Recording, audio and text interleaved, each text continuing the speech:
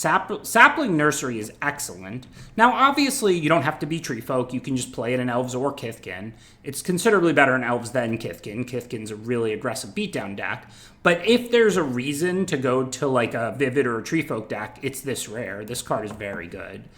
We're definitely going to take it. The uncommons are nothing special. I don't even really like Giant Fall. Red doesn't have big creatures. Like, I'm not saying don't play it, but it's like, this card is worse in red than in green. Shimmer Creep's good, and you splash it a good amount. Shine Striker's very solid, and so is Ever Strike's Gift, but none of these, and Cinder Strike might be the best common, definitely one of them. But I think none of these cards are remotely close to Sapling Nursery, so I'm going to take that. And like I said, I don't control what I open here, so it's just coincidence. If we do go off tribe and draft something around Sapling Nursery, it's because we opened Sapling Nursery. Okay, so Glenelendra is also very good. Obviously, would go well with Sapling Nursery in like a Vivid deck. Green and blue are both good ramp Vivid colors. However, there is no heavily supported green-blue tribe. The Guardian, you can definitely splash. You only need one blue. The Nursery requires you to be heavy green. There is also an Eclipsed Elf, which is very good for Elves, possibly the best of the Eclipse cycle. And Nursery is perfectly fine in an Elf deck. Elf decks are pretty grindy. They're not like super aggressive. So the Nursery tends to work well in those decks. So this is a pick, I think, between only those two cards. Rhymekin Recluse is probably in third, but I wouldn't even consider it. I think it's either Eclipsed Elf or Glenelendra. I think, given the Nursery, we can justify the Eclipsed Elf. Like, pick one, pack one, I would probably take Glenelendra over Eclipsed Elf, especially because Glenelendra is a two-tribe card, right? You'll happily play it in Merfolk or Elementals, just if you're blue. But given this is following up a broken green rare, I think we can justify the Elf. Well, so now it's easy. Creekwood Saferight is one of those Elf uncommons that you're looking to get to push yourself into a tribe, one of those power cards. I think Pitiless Fists is good, so I don't think you couldn't consider it. And I guess if there is the argument that if we ended up like Blue-Green Vivid, we'd much rather have Pitiless Fists. But you really want to corner the market on a tribe. We got past the Eclipsed Elf. We can play our first pick Broken Rare in an Elf deck and have it be quite good. So I think Creekwood Saferight and looking to go Elves. I mean, if we get past two Elf uncommon, second and third, we have to assume the person passing to us is not Elves. So speaking of, we're seeing good Elf cards. I guess these aren't technically Elf cards, if I'm going to be fair. Graveshifter and Pitiless Fist. But those are both cards that are good in Elves. I'm not sure which one is actually better. The Elf deck is quite good at milling itself, so that makes Graveshifter really strong in that deck, because if you have like Lords and Rares, you can like mill yourself a bunch and then Graveshifter them back to your hand, so you get to have them more often. Pitiless Fists is a really good removal spell. I mean, you slap that on a 3/3, kill their menace, kill their creature, hit them for 5, or on your 2/2 lifelink, kill their creature, gain 4. I'm not really sure which of these overall is better, but I think if we're going to be focused Elves, I probably want to prioritize the Elf, the Graveshifter. And like I said, it goes really well with the self-mill and uncommon and rare, like, buyback aspect of Elves. That's a close pick, though. Unfortunately, no Elves here. We are hard committed. There's no way I'm audibling into something else. So we are definitely going to draft Elves and put blinders on from here. That is how you draft this format. You don't put blinders on pick one, but you do once you have a tribe. And we clearly do. I think Auntie's Sentence and Scarblight's Malice are like filler playable fine cards. I think Great Forest Druid isn't like amazing in Elves, but we might want it if we don't get good 2-drops and if our deck ends up on the more controlling side, which is likely given we have Sapling Nursery, Graveshifter, Eclipsed Elf. Like, we're pretty good at card advantage and grinding. Also, like, if we get Marlin or something like that is worth splashing for, it's really nice to have the source in Great Forest Druid. Similarly, you could play Miss Meadow Council and Elves. Like, you're going to have some shape. Like, I already have Graveshifter. You can certainly play a few Changelings, a Kithkin or two. It's not like every card has to be an Elf. But given we already have Great Forest Druid, we're going to be well-positioned to splash if we want to. So I'm going to grab Evolving Wilds while it's not over much.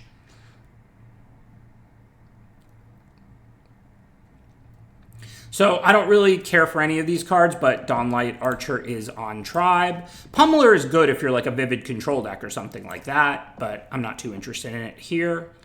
but I'm going to take it now because Unforgiving Aim is like filler playable or good sideboard card, but we're playing best of one. Barbed Bloodletter's playable too, but it's better if you're more aggressive. I like that card better in Goblins or like if you have like a bunch of the small cheap elves.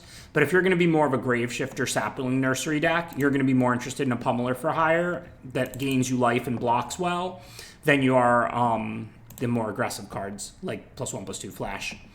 Eulogist is a very solid elf. You're happy to have that in every elf deck in multiple copies.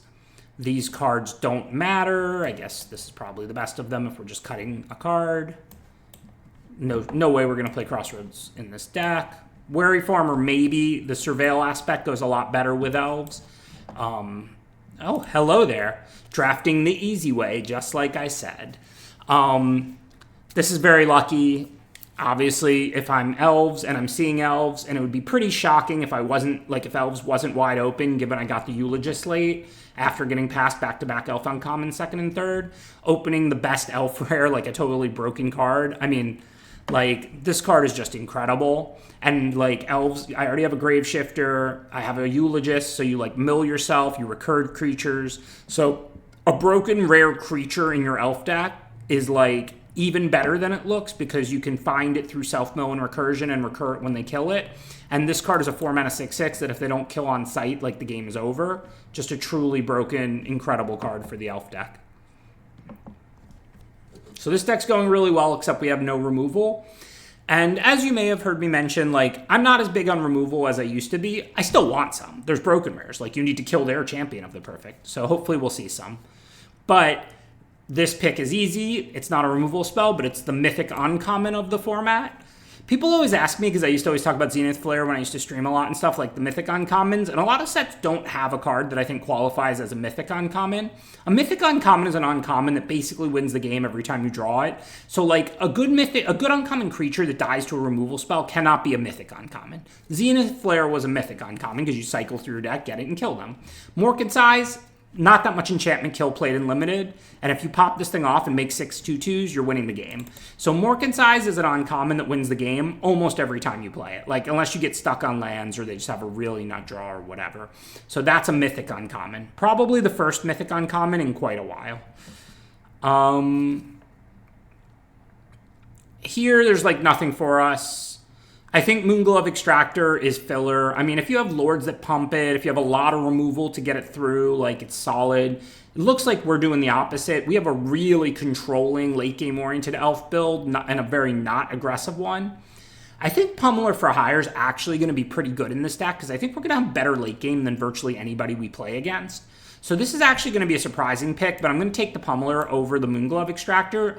More often than not, in Elves, I would take Moonglove Extractor over Pummeler, but we have Sapling Nursery, Champions, Graveshifter, the 4/2, this elf functions as like a removal spell. Morkin Size is a win the late game card. So I think we really want to prioritize being like inevitability and being like more of a control elves than an aggro elves. That said, I'm still going to take the elf here. And Bogslayer's Embrace. Now, this is one of the removal spells that I really like. Very easy to blight one in limited, so you can double spell if you have other stuff to do on like turn 4, 5, or 6. Or you can just tap 5 if you don't. And exile means they can't recur it. So like I've been talking about how like if they kill my champion, I'll just get it back and stuff. Well, you need to exile their bombs out of some decks, not just kill them. And Bogslayer's Embrace does that. I mean, again, let me be clear. I love good, efficient removal that trades up mana. I love Cinder Strike and Bogslayer's Embrace. I just don't like even-ish removal that trades even or even down a mana a lot of the time very much. And I'll still play them. They're just like 5th picks, not 1st picks, in my opinion. Okay, so Blossoming Defenses and Dawnlight's Archer and Stoic Grove Guide are all cards I'd probably play.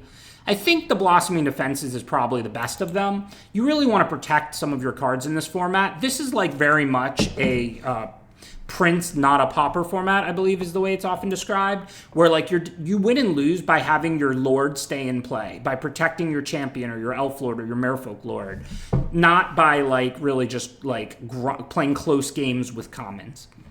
So here's a good solid filler playable elf. Same thing here again with the Eulogist. These are, filler's not the right word. What I mean though is fill out your deck. Like, these are solid playables. Whoa, the Eclipsed Elf tabled. We might be the only elf player in this table. This is going to be one of the best decks I've had in this format. Pretty incredible. Like, you should never be able to table an Eclipsed Elf. Elves is one of the deepest tribes. You should never be the only elf deck in a pod. There should always be at least 2 and probably 3 in some pods. Like, I would say elves should have 2.5 drafters, like, on balance in a pod. Like, if it has 2, you're in a good spot as one of 2, and if it has 3, you're in a bad spot as one of 3. 2.5 would be about a break-even elf deck. I understand you can't have 0.5, but the point being, if you're one of 3 elf players, your deck's going to be a little worse than an average deck, and if you're one of 2, a little better. I think it's probably the deepest tribe. All right, so nothing special for us here. Requiting Hex is fine, but I don't really like it if I can't loot or rummage it away. I mean, people play plenty of 2-drops in Best of 1. Like, I'm going to play it, probably. It's nice when you're on the draw and you have a turn 1 swamp to kill their 2-drop. But, like, a lot of times 2-drops trade off. You draw this card and it's just a dead card in your hand. And then there's Shadow Urchin, which, like, it's not at its best in this deck. But it's still a pretty good card. It's a 3-mana 3/4, so it blocks well. And then I can clip off 1/1s and draw cards. So I think that's going to serve me better than Requiting Hex in a deck with no loot or rummage. Because I think the Requiting Hex is just going to be a dead card in my hand a lot of the time. I think it's a playable, but I think it's, like, very unexciting. So now there's Scarblade Scout. Yeah, getting the Informant dead last was crazy too. I mean, this is a very solid elf. Like, you're not cutting these from your deck pretty much ever, unless your deck is just totally flooded with good cards. Like, the Scarblade Scout and Informant are the 2, like, good common playable elves that for the 2-drop slot. Speaking of which, I don't know which one's better. Probably the Informant by a little bit. In general, my deck's really on the controlling side, so maybe I want the Scout. I don't know. Probably I'm going to get the other one back anyway, but... Did I miss that pick? I tried to take the Informant. I think I got the Shine Striker. I guess there's a little bit of lag. Sorry. I mean, I wanted it. So here I'm going to take Assert Perfection. You could take Adept Water Shaper to splash, but I think that's... like, not really necessary. Like, it's a solid card, but it's, you know, it's only a little bit better in my deck than Assert Perfection's going to be. And I don't need to stick a Plains into a deck with Sapling Nursery for an Adept Water Shaper. Plus, I do need some removal. Second Morkanize, 4th pick. This is what happens when you're the only one in your tribe. You get handed all these busted uncommons. This is a truly ridiculous deck. Speaking of a truly ridiculous deck, Bloodline Bidding, excellent in the elf deck with the self-mill and a lot of little creatures. I wouldn't say this is a broken rare because it's a little expensive, though it's very powerful, but it's definitely a card you're happy to have in elves and in goblins. Now I have a kind of tough pick, the good 2-drop uncommon or the removal spell. Let's take a look at our curve. Morkin Size is a card you do want to play on turn 2. Informant, Scout, Safe Right. So we have like 5 cards plus the Druid, which we might or might not play. So I think I want the removal spell. I'm not sure if this card is actually better than the 2-mana 3/1 elf. I think more of the time I would take the elf there, actually. But it's pack 3, and I have really good elves, and I don't have a ton of good removal. I have the 1 Embrace and 2 Perfections, and that being the second. So that was not because I think Perfection is better than Ironblade Elf. That was because I already have a lot of good 2-drops. It's pack 3, and I don't have many removal spells. No, we're not going to play any of these cards. I don't know. We'll just hate one of them. It doesn't matter. We're not playing these cards either. So we did get them both back because I misclicked. I think they're both going to be good in our deck.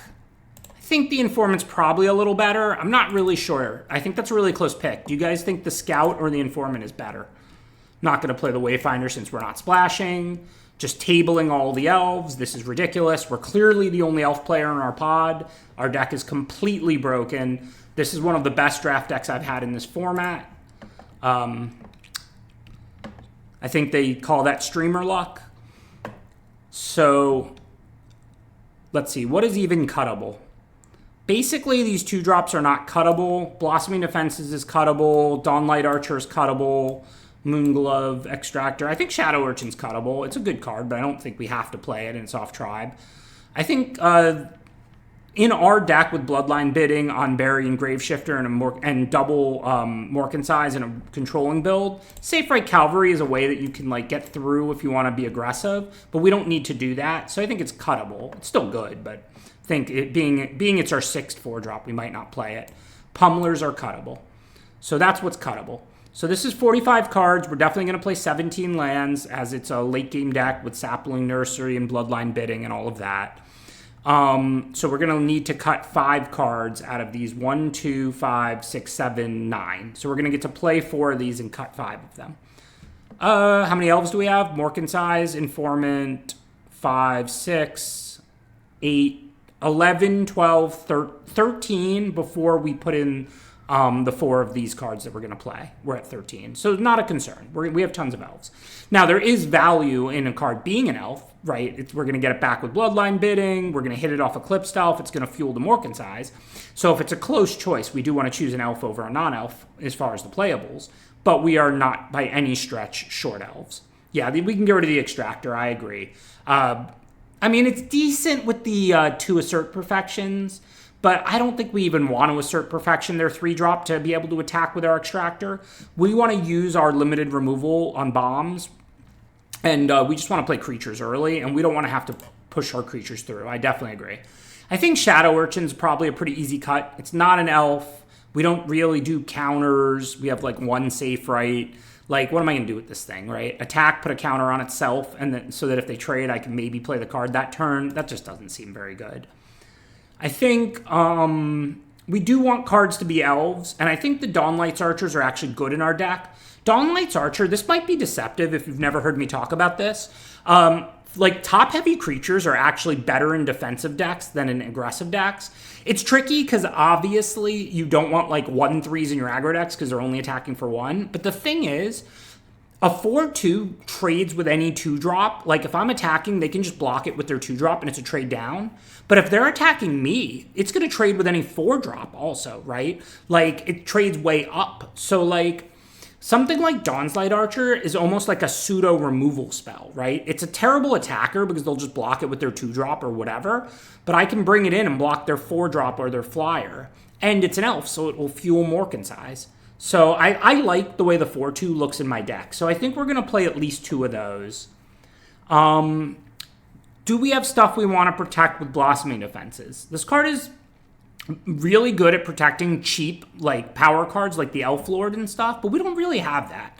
The only card I really care to protect is the Champion, right? Eclipsed Elf is really good because of its comes into play ability. After that, you're happy if it dies or to trade it off. Like, same thing with all these Eulogists and stuff. We only really have 1 card in our deck we care to protect, and it costs 4 mana, and we have 2 ways to buy it back. So I don't think Blossoming Defenses is offering us much. I don't think Safe Right Cavalry is offering us much because we're a very controlling version of elves. Like, who's going to have a better late game than us? We have Sapling Nursery and Bloodline Bidding. We have all this recursion and card drawing, double Morkin size to crack. So, like, we don't need to attack and make it hard for them to block. That is not something we're interested in. So I'm going to cut that. So I think 2 Dawnlight Archer, 2 Pummeler. Because I want the life gain, I want the reach. These things are wards, so if your opponent kills them, they don't have a great turn usually. Now, this is not normal for elves to play these, to prioritize Pummelers, but it's also not normal for elves to have 2 Morkin size, 2 Eclipsed Elf, Graveshifter Champion, Bloodline Bidding, Sapling Nursery. Like, this is a extremely late game oriented elf deck. So there we go. We could play 1 more forest and 1 less swamp. I'm pretty big on not doing that because you need both colors of mana to win. But we do have 4 2-mana cards that surveil 1, so that could help us find a black source. And we have Sapling Nursery, specifically affinity for forests. So there is a lot of value in every forest we play. That said, you know, you can just pay 4 or 5 for Sapling Nursery. You don't need it to cost 1 less. So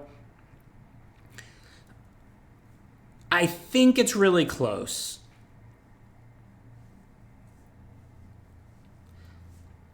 Yeah, I don't think the Cavalry is offering this deck much. I see the chat is talking about it. Like, Cavalry is a very solid elf because it makes blocking really hard for your opponent. It's near impossible to block, and then it also makes it really hard for them to block your other elves. I just don't think that's where we're at. We're going to be spending in our late game, we're going to win with Nursery, Bloodline Bidding, Recursion, Graveshifter, and Onberry, Eclipsed Elf, and then casting the cards we get off of it, sacking Morken's Eyes. We should have a lot to do with our mana, and we're not looking to pressure them and make it hard for them to block. Like, some games we're going to be attacking, that's how Limited goes, but if I can't get through and we're in a stalemate, I'm cool with that. No problem. I think I just touched on that a little bit, Nick, though. So, like, yes, there's going to be some games where we're on the play and we're attacking, and that's fine. We have 3 of a 3/3 menace. But again, if they're able to stalemate the game and it goes long, I'm cool with that. It's not like I'm never going to be on the offensive. It's just I don't need to play cards that are not very good on the defensive, but are good on the offensive. If you do that when your opponent has inevitability, right? If the longer the game goes, the worse for you, then you need to make sure your opponent can't stalemate the game, right? If the longer the game goes, the better for you, you don't have to worry if they stalemate the game. And I do believe there's some games on the play where I'm going to be quite aggressive. I'm going to play a 3-1 and a 4-2 and a 3-3 menace, and I'm going to kill them on like turn 7. But if they're able to play things that block well and stalemate the game, then I can just win with 2 Morken's Eyes, 2 Eclipsed Elf, Onberry, Sapling, Nursery, and Bloodline Bidding. So I don't need to play cards to make sure they can't stalemate the game, is the point. So I think this is the right build. Blossoming Defense, I think, is a good card that you play to protect Elf Lords and stuff a lot. I just don't think, again, we need it in this version. I think the only question is, do we want one more Forest or not? I think it's pretty close, right? We don't really have any double black cards. Bloodline Bidding has Convoke. You expect you'll be tapping at least 1 black creature, and it's a late game card. So I think we could certainly get away with 8 black sources. Now, our black and green cards are about even.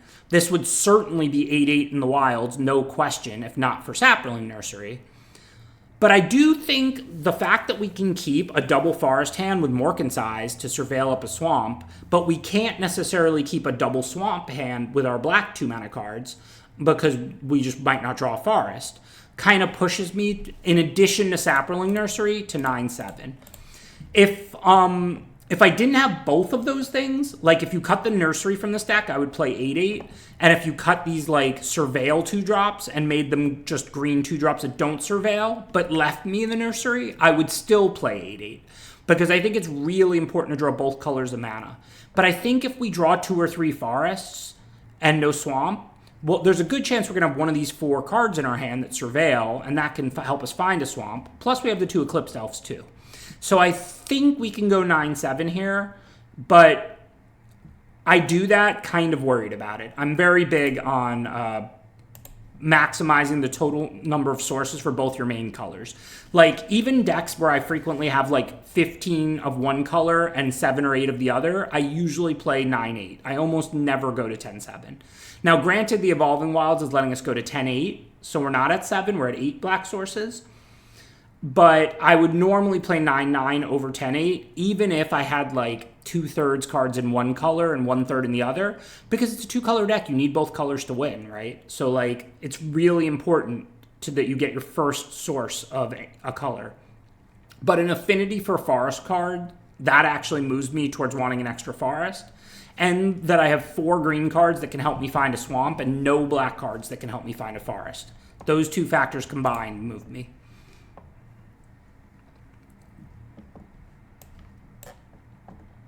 So, not an amazing hand, but a clear keep. Turn 2 Morken's Eyes, and then we just start rolling.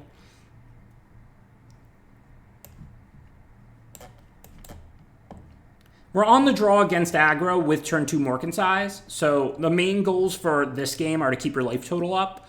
Well, maybe we'll see if they're elementals. I thought they were probably goblins with the Spikeling, but of course that's a changeling that can go in either deck.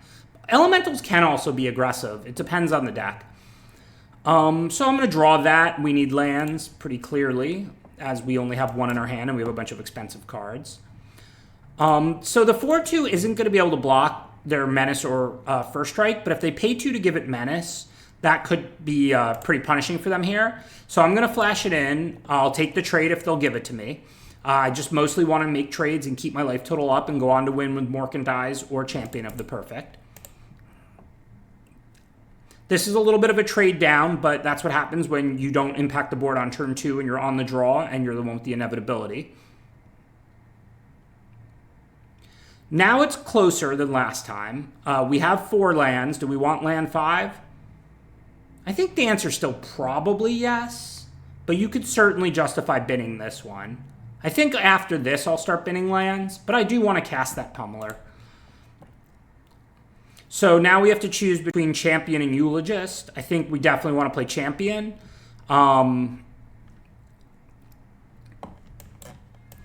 If we play the Eulogist and then they kill it, we would have to exile the Morkensize with the Champion. And like, I just don't know that blue-red has that many ways to interact with a 6/6. Feed the Flames does 5 and not 6. So this may just take over the board and put us in the driver's seat. And if they can't attack us, I feel great. Like, my opponent just drew 3 cards. I still feel great. I'm going to draw that one. And now we'll just play Pummeler and draw a card. No real decisions. Like, Elementals can have a strong late game with card draw and stuff like that. But, I mean, it's not going to be stronger than Morkensize and Champion of the Perfect and Bloodline bidding. So if I can just stalemate the game, I feel very good. We do have to always think about Sunderflock. That's a way they can win. So we don't want to lollygag. Okay, I'm going to bin that now. We don't have a creature to cast, and we have enough lands now. So I think first I'm going to cast the Informant, of course. But I do have to decide if I want to start attacking. Because, again, you don't want to just sit around and lose to Sunderflock. And you don't want creatures that could profitably attack that aren't needed on defense to be sitting back. Probably I'm going to assert Perfection the Zealot. So then if I were to attack with the Champion as a 7, if they wanted to kill it, they'd have to lose 2.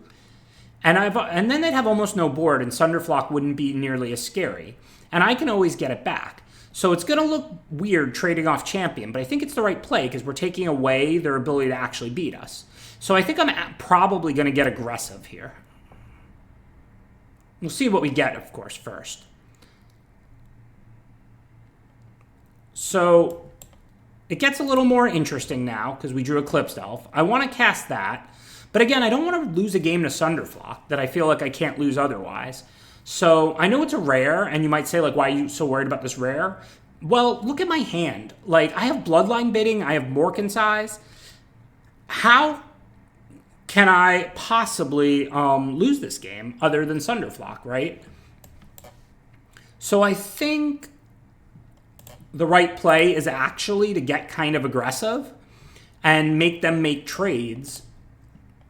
This is Vigilance, right? I'm not trying to drop shields. But make them make trades, because if we grind and things trade off, I'm going to win, you know? I don't need to keep drawing 2 cards every time I play a creature. I have Bloodline bidding to get everything back soon. I just need to not take damage and not be in Sunderflock for the win range. I think that's honestly like the only realistic way I can lose this game. Maybe they could have like counter spells. Glenelendra could counter bidding. But there's really not a lot of playable counters in this format, and they can't really counter me sacking Morkensize.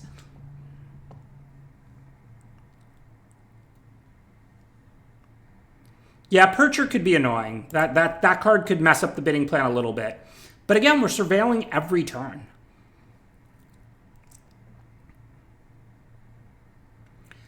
So that's weak enough that I think we can just bin it to fuel the yard. We don't need to draw that.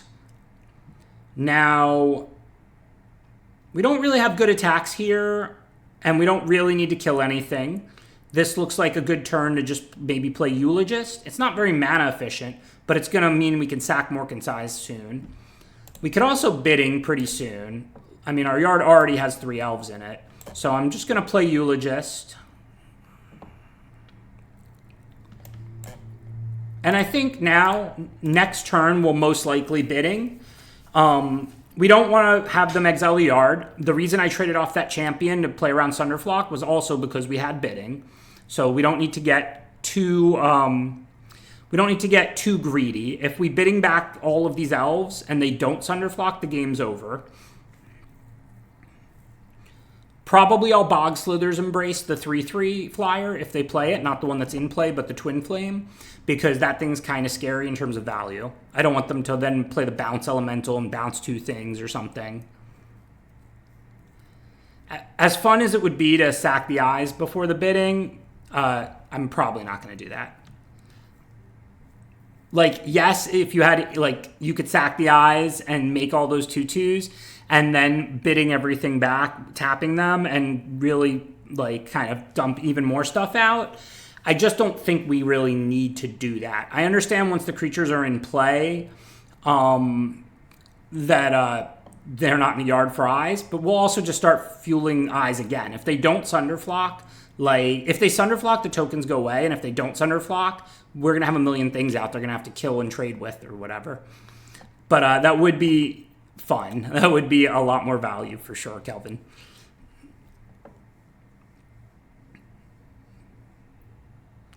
But this is why I threw the champion away. I just feel like we're winning by too much as long as they don't sneak out a win somehow.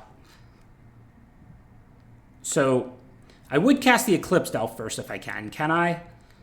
7. Yes, right. I have enough. If I pay 3 of the 7, that leaves me 4. No, that's 1 short, right? Convoke is only tapping creatures. I can't tap the Morkan's Eyes. So trade would be good for me. And the creature's coming to play untapped. So I'm going to attack with the Eulogist in case they want to trade with it. I actually have to make sure I don't deck. Maybe I'm not going to do that. I have how much? I'm going to mill 5. I have 16 cards. I mean, I guess I can mill 8. They're not going to mill me, so it's okay to mill 8 cards, I think. I mean, it's a good attack with the 3/3 Menace. So it's really just a question of, do I want to mill an extra 3, which I think is fine. I get an extra drain for 2 also.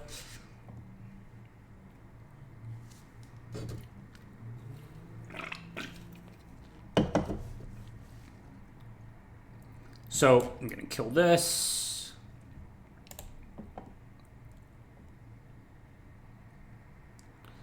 Okay. And this is way more than enough. Like I said, you don't need to be too showy. Just get back all of our stuff.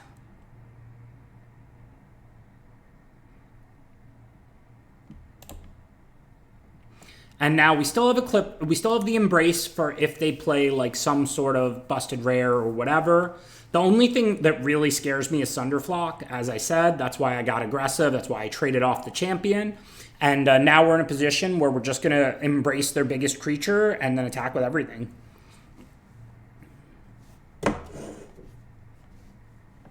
Yeah, Soul Immolation's another card that could be scary. That's true. But they can't Soul Immolation away the 6/6. They can like the 3/3s, but that's a card that should be on my mind as well. That's a good point, chat. Nykthos.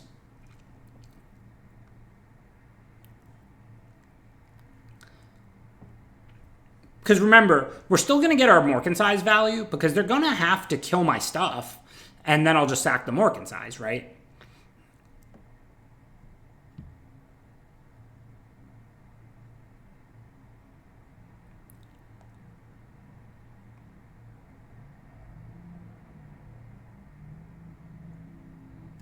So I don't want to throw away any resources. I am a little worried if I get decked or run out of stuff. Like, that is possible.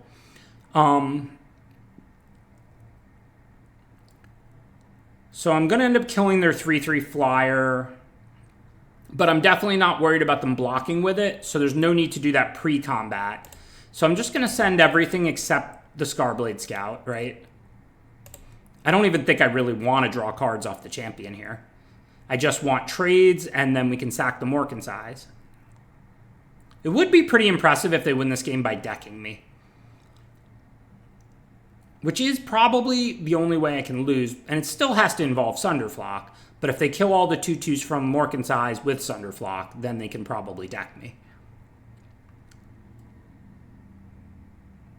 Maybe I shouldn't have traded off that Eulogist. I mean, don't get me wrong. As you can see, like, I have enough resources to win, but I'm not dominating the board that badly. So, like, I think that was probably correct. But I do think the only way they're really going to win this game is that. All right, we'll leave that there so that every land we draw after this. I don't think I'm going to sack the Morkan's Eyes yet. I think this turn I'm going to play the Safe Right, draw a card, and play the Embrace on the Twin Flame Travelers. The safe rate needs time to grow. I'm not going to mill myself anymore. It's not like they can make me.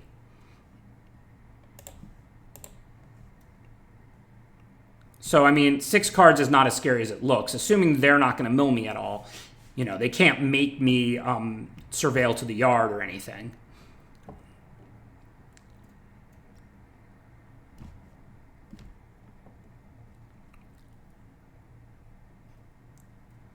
Is Ashling's command target player draws 2? So they could use that to clear my market size, yeah. So, gonna attack with the champion. Like I said, I'm a little scared of drawing cards. Happy to trade that off. Or happy to have them chump or take 6. Good either way. And then I'm gonna sack Morkin's Eyes now. Hopefully they don't have a way to clear the board. If not, the game's over. They're not beating 8 2-2s unless they have a sweeper. If they do have a sweeper, I still think we're a favorite, like if the Ashling's command possibly. This 4/4 is growing to a 5/5. We have the nursery, so every land left will make a creature, and we can cast a 4/2 and a 3/2. But it could be tight if they can sweep all the 2/2s. This is such a high power format, it's crazy.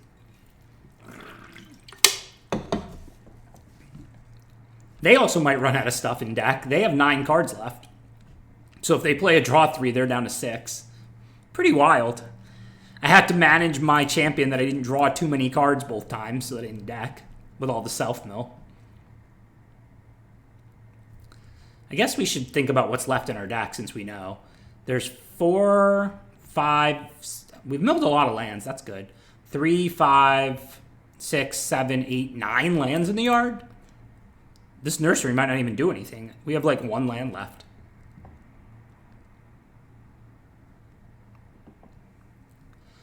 All right, well, that said, they're just dead, right? 9 minus 3 is 6. 6 times 2 is 12. Combat math, y'all.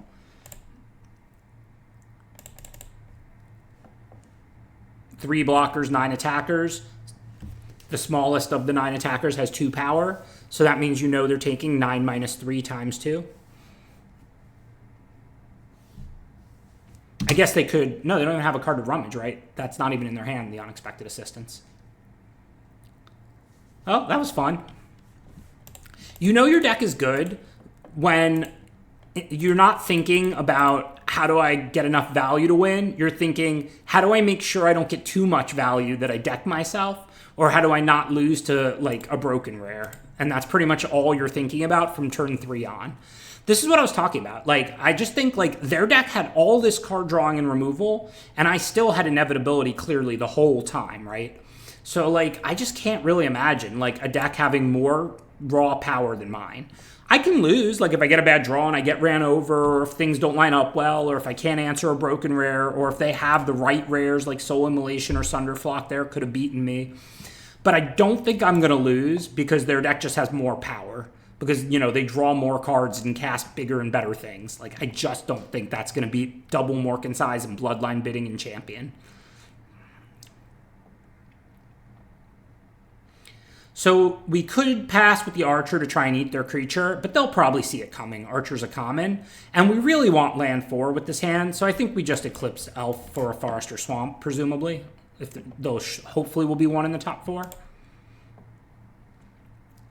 Champions of the Perfect is not the kind of rare you sandbag. You just run that thing out there while you have a handful of creatures, and it dominates the board because it's a 4-mana 6/6 if they can't kill it, and then you just start drawing 2 cards a turn and win comfortably. We do have to decide whether to get rid of the elf in play or an elf from our hand. If they kill it, removing the elf from in play will leave us a little further behind on board, but I think we can catch back up with Dawnlight's Archer and Assert Perfection, and then we can cast it again and get another elf and get some more value. So I think it's a close choice, right? If we remove one from our hand, we keep a 3/2 in play. If we remove the 3/2 in play, then if they kill the champion, we get that 3/2 back. I think I'm going to remove the Beholden Elf because remove the Beholden Elf. I think I'm going to behold the Eclipsed Elf because it's only stopping a 1/3. It doesn't match up well against a 2/4 anyway. So I'm only taking 1 extra damage from the Wickermaw. I wasn't going to be able to block the Mystic. If this was a 4/2, literally imagine Kolrith Mystic was just a 4/2 instead of a 2/4, I would not have gotten rid of the Eclipsed Elf. Because I want the Eclipsed Elf back in play if they bounce or kill the champion so that I can block their 4/2, right?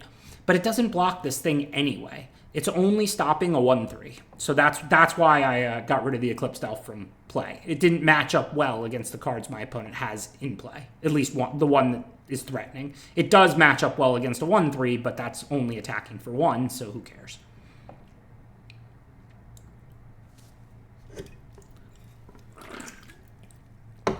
Well, both players can have champions. Mine is considerably better than theirs, and I'm going to kill theirs anyway. So the only question is, how do we want to kill champion? Feed the Flames does exactly 5, and red-blue is not very good at recurring things. So I think I would rather assert perfection than embrace here. I don't want to -1/-1 my champion, because that puts it in Feed the Flames range. So I think I'm just going to give it +1/+0 and attack for 7. And then I'll flash in the Dawnlight Archers on their turn. Even though, of course, we have inevitability, I'm going to attack for 7 and risk taking a few points back. Because, I mean, the Dawnlight's Archer trades with the Mystic anyway. So, like, I'm barely taking any damage here on board. If they send both, I'll eat the Wickermaw because I'll take the free kill. If they send just the Mystic, I'll trade with the Mystic because I'd rather keep life totals higher and make trades. But I can't pass on the value for a free kill when I'm at 20, even if it wasn't a very important card. Okay, so now, Pummeler for hire. You see how well this card's going to perform in our deck? It's hard to remove. You have to pay for the ward. It gains 4 life, and it has reach. And our deck just has inevitability all the time.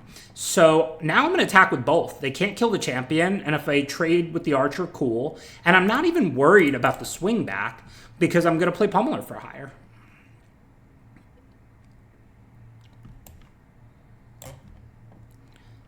You could make an argument for killing the Travelers. It's a pretty scary card. But, like, I don't know. What are they going to double right now? If they double the Rhyme Clean Recluse, that's a little annoying, I guess. Other than that, I'm not really afraid of much. Sunderflock, of course, always scary, but double is the same as doing it once. So that doesn't... killing the Travelers was not going to help us there. But yeah, that's always the card that's on our mind with this deck. It's why I'm always trading and trying to keep life totals up and all of that. Okay, so this turn, I think I want to kill Sunderflock, of course. I need to kind of reestablish myself. So that means we have 3 mana to spend, so I think not 4. So I think we'll Eclipse Stealth, probably just find a land and play it. And then we'll go ahead and Bog Slithers, Embrace away the one of the scariest rares in the format.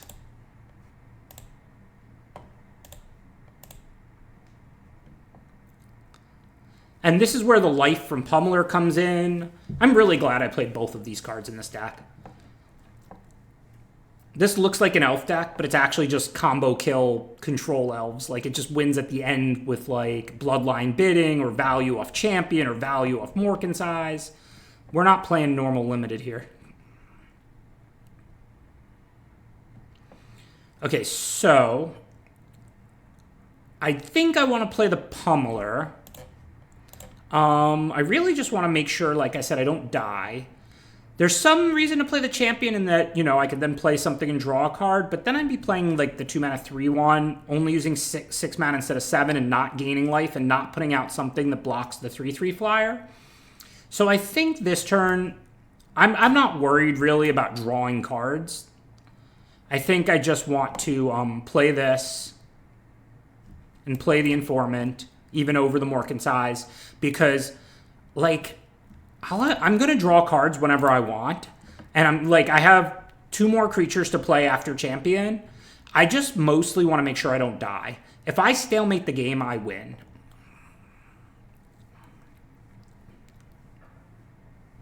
So now with 8 mana, we're going to go ahead and play the champion. And then we have 4 to play Eulogist.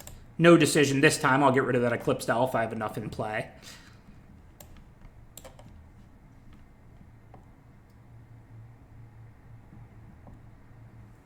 I'm not going to attack this turn because they could line up like reasonably good blocks, but I'm going to start attacking probably next turn, including probably with the 6/6 champion if they don't do anything surprising.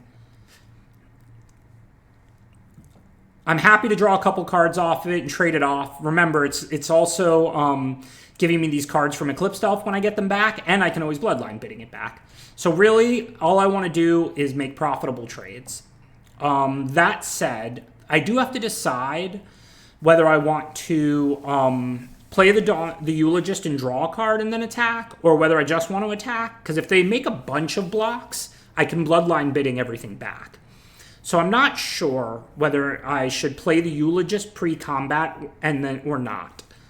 I could definitely play the Eulogist, draw a card, and then maybe attack with like the Eulogist and the champion. I think I should just attack. I don't need more value. They have 1 card in hand. Even if it's like a counter spell for Bloodline bidding, I'll just win with Morken's Eyes. So and I have the value from Eclipsed Elf. I think I just want trades here. I think I just want to attack, make any trades I can, and they're at 5, so they basically have to block like all but one of my creatures, possibly all of them. And then I just bidding for the win. And if somehow they make like chump block, double block, and don't kill much, I could always just play the Morken's Eyes and sack it post-combat.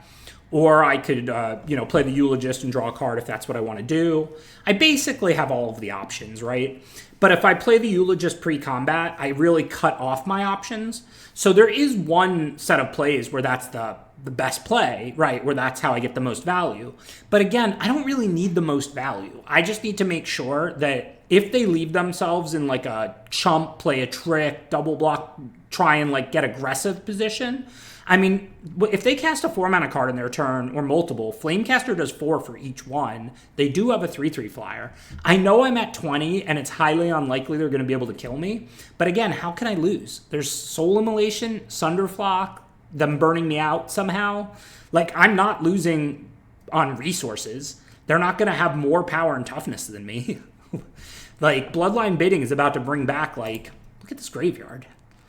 It's already got 2 archers and a Eulogist, and they're going to kill 2 to 3 of my creatures in combat. And I still have Morken's Eyes, too. I might also just drain them out, right? If I bring back 2 Eulogists, that could kill them.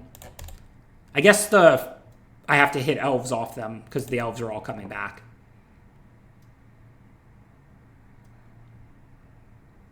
I mean, I could just also Morken's Eyes, but bidding probably seems better. Assuming I have no risk of decking, it gives me the ability to just kill them right now. Oh, well, they're at 1, so they're definitely going to die. So we'll just leave that on top and then bidding for the win. Unless they have a counter spell, they just die, right, to the Eulogists.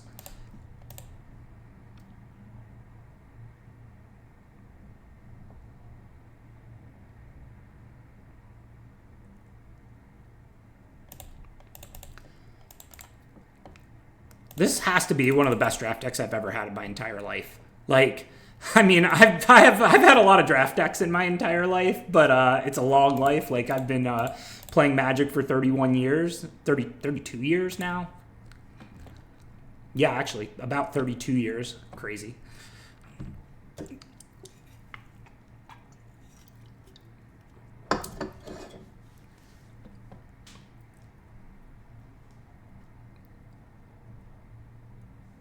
Yeah, I could have just played the Eulogist from hand so I could do something else if they had a counterspell. You're right, chat, as usual. That would have been better.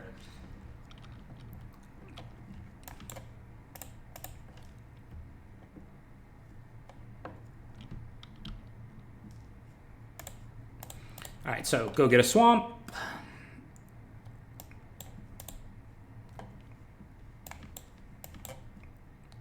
So we can get rid of lands. We already have 4. That's enough to cast most things. Unbury is interesting. So 3/1 is good at trading off, and we have Eulogist, which mills, and we don't actually have a lot of firepower in this hand. Now, I don't have a play for next turn, but I can assert Perfection, and then I can Eulogist the turn after that. So this is actually, I think, pretty close. I'm worried about putting this in the yard and then flooding as one of the ways I could lose. So I think I'm going to top it. It would be nice. Like, I would rather just see like a 3-drop. Like, what if, like, if they don't cast a creature here, I'm just not going to spend my mana on turn 3, right? But but then I'm not falling behind. My deck has an incredible late game. One of the main ways I lose this game, I think, is flood. So the Eulogist should mill at least one creature. I've got the Eulogist and the Informant to go to the yard. So I think topping the Unbury is right. It does kind of mean if I want to spend my mana this turn, I'm killing their 2-drop, which isn't like ideal. But I still have Bogslither's Embrace in hand for a broken card. It's not like that big of a deal, I think, that I killed like a random 2-drop there. Given I have a backup removal and my overall deck's power level. Of course, like I said, I would rather have cast a 3-drop than assert the random 2/2 there. But I do want to spend my mana. And I think taking on Bury to mitigate flood is valuable. So we could kill the Lord, or we could just attack and we have Unbury. I mean, I don't really think I need to kill the Lord. I think I can just Unbury back the champion and something. Like, they're not going to outgrind me, right?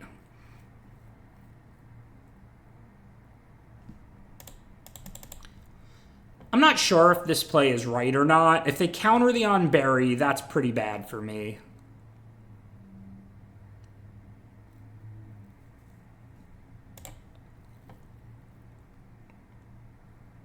But that's pretty unlikely. Should I Bogslither's Embrace the Deep Channel Duelist or save it? I don't really want to play these 2-drops, right? What do I want to get back? No, I do. Well, I need one to cast post-champion next turn. So I think I actually do, right? I think I want to Bogslither's Embrace the Duelist and then Unbury back like champion and like Informant probably.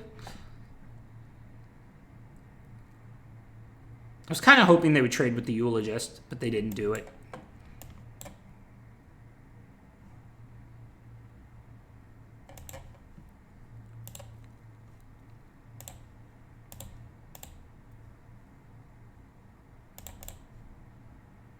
This is like the first close-ish game we've played. And like we've successfully traded off a lot of resources, which is kind of what we want with Unbury Champion. Just hopefully they don't mess this up at all, right? Like if they just cast a creature here, we're in pretty good shape.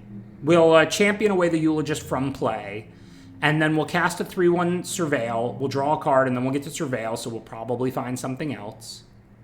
Maybe I should have Unburied on my turn to play around counters. There's not a lot of counter spells played in this format, though.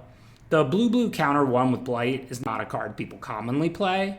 I mean, Glenelendra is great, but it's rare. Yeah, you're right, chat. I should have played the Forest and not the Swamp because of the Nursery card. I was thinking about, you know, exactly whether to kill the Lord or save it for like the 5/6 potentially and stuff like that. But that was sloppy. So I think no decisions here. Get rid of the Eulogist. It's just a 2/2 since I blighted onto it. And if they do kill the champion, I'd rather have it in my hand to cast again anyway as a 3/3 and a drain 2.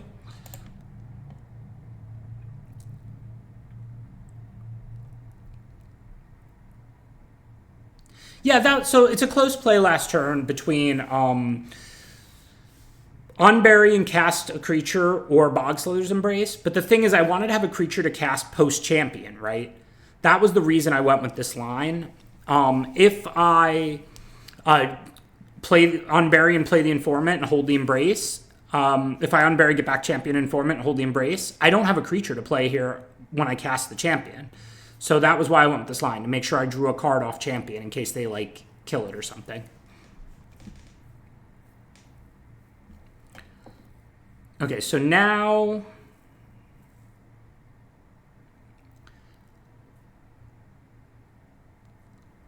I mean, they have 3 cards in hand. They're not doing a whole lot. I mean, I don't mind just sitting taking 2. That's no big deal. So I could play the Morkin size or hold it. If I hold it, I could play it and pop it in 1 turn, but it's only on 1 right now, so I kind of need to get it going. I don't actually want to trade champion for the Celebrant here. I mean, in a perfect world where nothing goes wrong, I can do that, play the Eulogist and the Eyes, fill the yard, and then sack the Eyes. But that's the world where nothing goes wrong. I'm only taking 2 a turn. I think for the moment I'm going to chill, because if they don't have removal for the Morkin size or something, I'm probably just going to be able to surveil, find a creature, draw cards, and win. So I'm much more worried about the game where they kill the Morkin size. And in that game, I might want the value from champion, right? Like, as you can see, I am flooding, but there's only 6 lands left in my whole deck. Most of the cards left in my deck are creatures.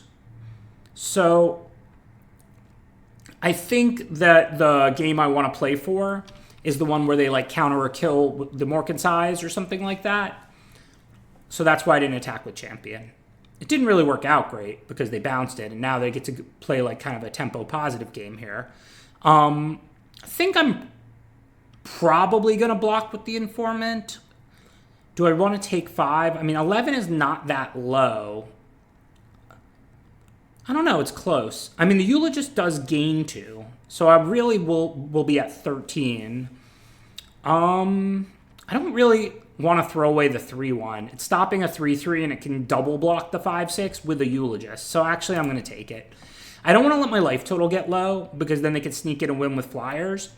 But this is only putting me to 11, and I gain 2 from the Eulogist. But the reason I'm really not chump blocking is because I already have the ability to spend my 8 mana next turn, and the 3-1 seems really relevant in play. I'm planning to champion the Morkin size, I think. Well, I was planning to champion the Morkin size. They liminal holded it. Now I will have to champion the Informant. So it is a good backup for that reason. Play the Forest for the nursery reason that was said.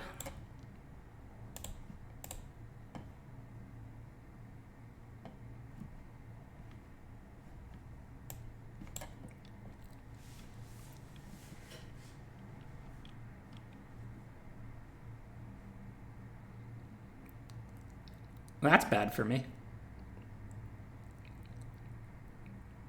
We milled bidding. That was one of our ways to win.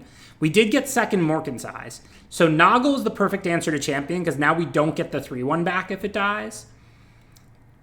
Loses all abilities. But we did draw a second Morkin size, so that gives us a way to win, right? So now I'm going to chump, trade, and then Morkin size for a bunch. Unless I draw something better to do.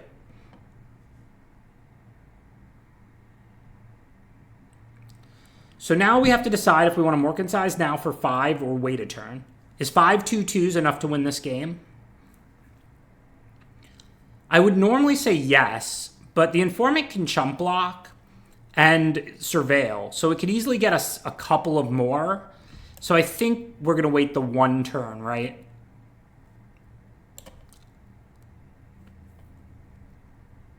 I'm not going to play the Eyes because I don't want them to liminal hold it or something. So I think we're going to top that.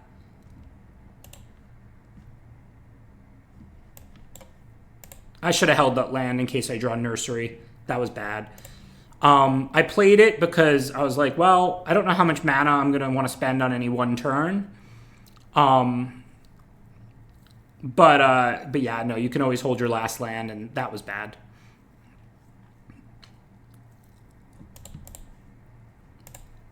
So we didn't find creatures to surveil, but I held the Assert because I might want to kill a Flyer or a Lord or something like that.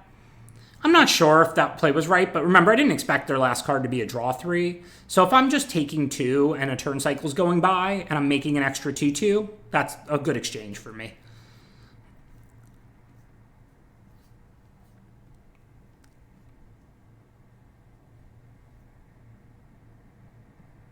So this is going to be a close game. I don't know if we're going to win or lose. We're making 6 2/2s, so that part's good.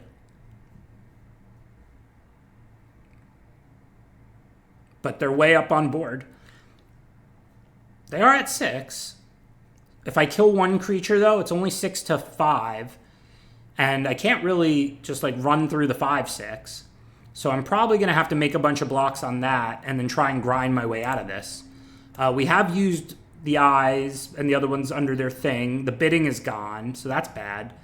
We do have Grave Shifter would be a good draw, as well as double Eclipsed Elf. I really wish I was holding that land. There's only 13 cards left in the deck. The question is, do we want to try and swarm them since they're at 6? Or do we want to group block the 5/6? Kind of think I have to group block the 5/6, right? I can't take this because I'll die. Like, I could, like, and chump. I'm not going to swarm them through these 1/1s. So I think this is just my only choice, really.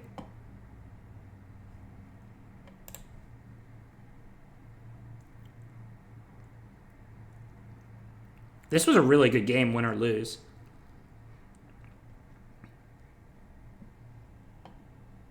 I did flood. I mean, there is 9 lands there, but still a really good game. Okay, so let's start with the elf, see what we get.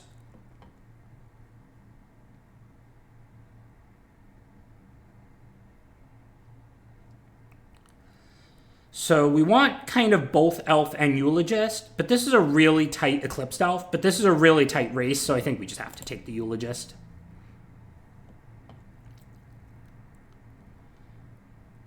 Having drawn that, I think I'm going to use the eclipsed elf and assert perfection a sky swimmer. I don't need to give +1/+0 to one of my 2/2s. That one will just end up blocked by a 2/2 or double blocked anyway. But if they have a bouncer removal, I'd much rather them have to spend it on the Eclipse Elf than one of the 2/2 tokens that's about to attack. So I think the right play is to assert perfection, Eclipse Elf on Sky Swimmer, see if they have anything. Hopefully they don't.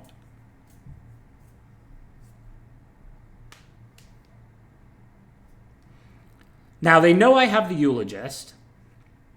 And it was a Pyrrhic Strike, so it wouldn't have worked on the 2/2 tokens, but I'm not psychic. We're definitely attacking with everything. They have to make at least one block, and really they have to make 2 blocks because they know I have Eulogist. So we're not going to die on the backswing. We're going to be at 7, and they're going to lose at least 2 creatures.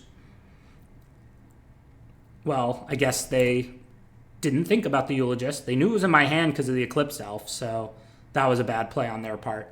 What they should have done was put one Sky Swimmer on one of the other 2/2s. That was a misplay. I know it didn't work out because their last card was Pyrrhic Strike, but I think I still played that correctly. I mean, yes, that card exists and it's an uncommon, but they never telegraphed it. There's no reason for me to put that card in their hand. And if they have like any other bouncer removal spell, I'm much happier. If they have any bouncer removal spell that can target a 2/2 token, which is almost everything, I'm much happier if they target the Eclipsed Elf that I just played than one of the 2/2s that's going to make an important attack right now.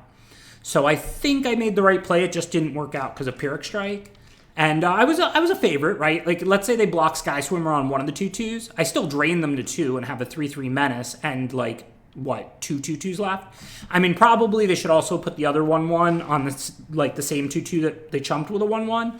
So what should have happened was they would have Sky Swimmer and I would have a 3/3 menace and 1 2/2, and they'd be at 2 and I'd be at like 7. So I was a massive favorite to win. But, I mean, I'm going to cast the Eulogist and they know it's in my hand, so they can't make that block. Okay, so I have to mulligan, 1 lander. Of course, this is an easy keep. Have to assume we're just putting back Pummeler, probably. I mean, we can't put back, I don't think, so clearly Forest and Swamp.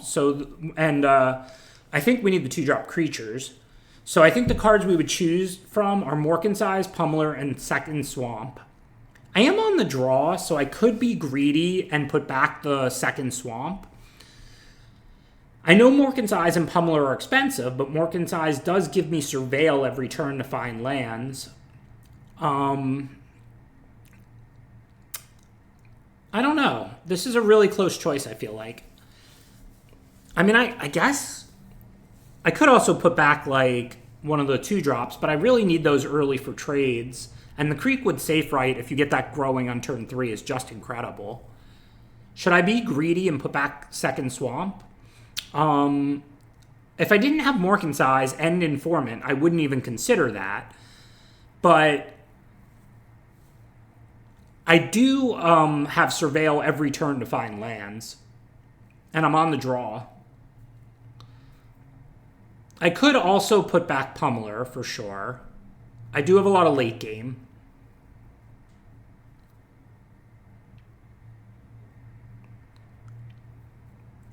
You know, with Morkin's Eyes, it's kind of good to surveil away creatures and draw lands. So I'm going to put back the land. This is really greedy, and I know my deck's really good.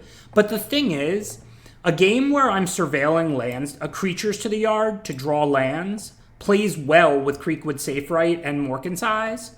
So I think it actually kind of makes a lot of sense, right? So since they didn't do anything, I kind of think I just want to get the Morkin's Eyes going. I was planning to play the Informant since they're on the play to block their 2-drop.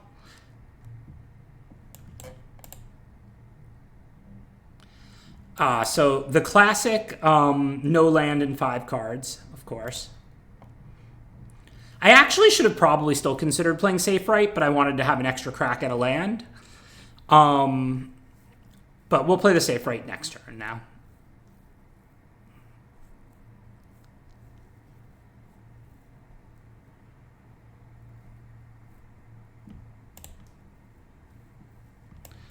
All right, so no real decisions here.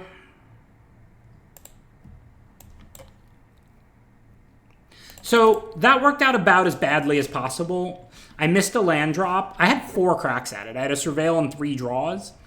And then I chose to play the Informant to make sure I got the land, and it was the first card, so I didn't get to bin a creature, and I could have just played Safe Right and grew it. So that worked out roughly as poorly as possible in terms of sequencing. That doesn't mean anything I did was right or wrong. I'm not really sure. It was greedy putting back a land, but I'm on the draw with 2 lands and all this Surveil. So I don't know. So that one, if I top and play it, I should get a land, or I could bin it. Now that I have bidding, I think I just want to make my land drops, right?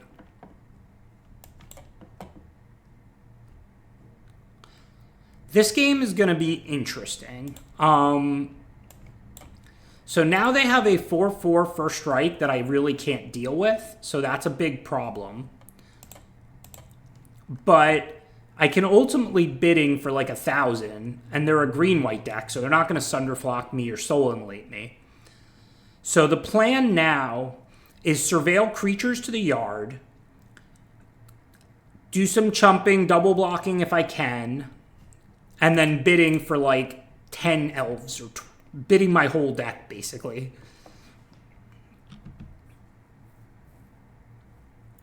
So I am going to be chumping for that reason at relatively high life totals, but not yet. I can wait like a turn for sure.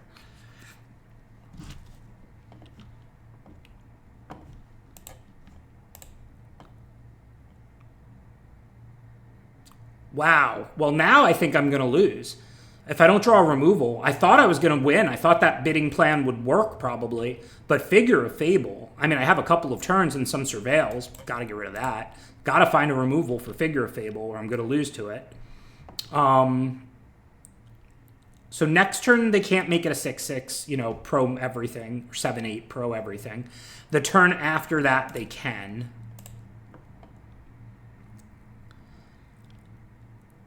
Can I do anything to give myself good blocks? I don't mind getting 2 for 1 or anything. The main goals now are find an answer for Figure so I don't lose to it. And not take damage so that maybe after they activate Figure for 6, I can still have a turn or 2 to win after I bidding. I can play Graveshifter and Creekwood Safe Right. That's a pretty good turn. Or I could play Pummeler. They don't have any flyers, so I don't really see a reason to play Pummeler first. So I think Shifter... Oh, no, I only have 5 mana. Why am I thinking I have 6? I don't know. But that means it's just easy Pummeler, I think.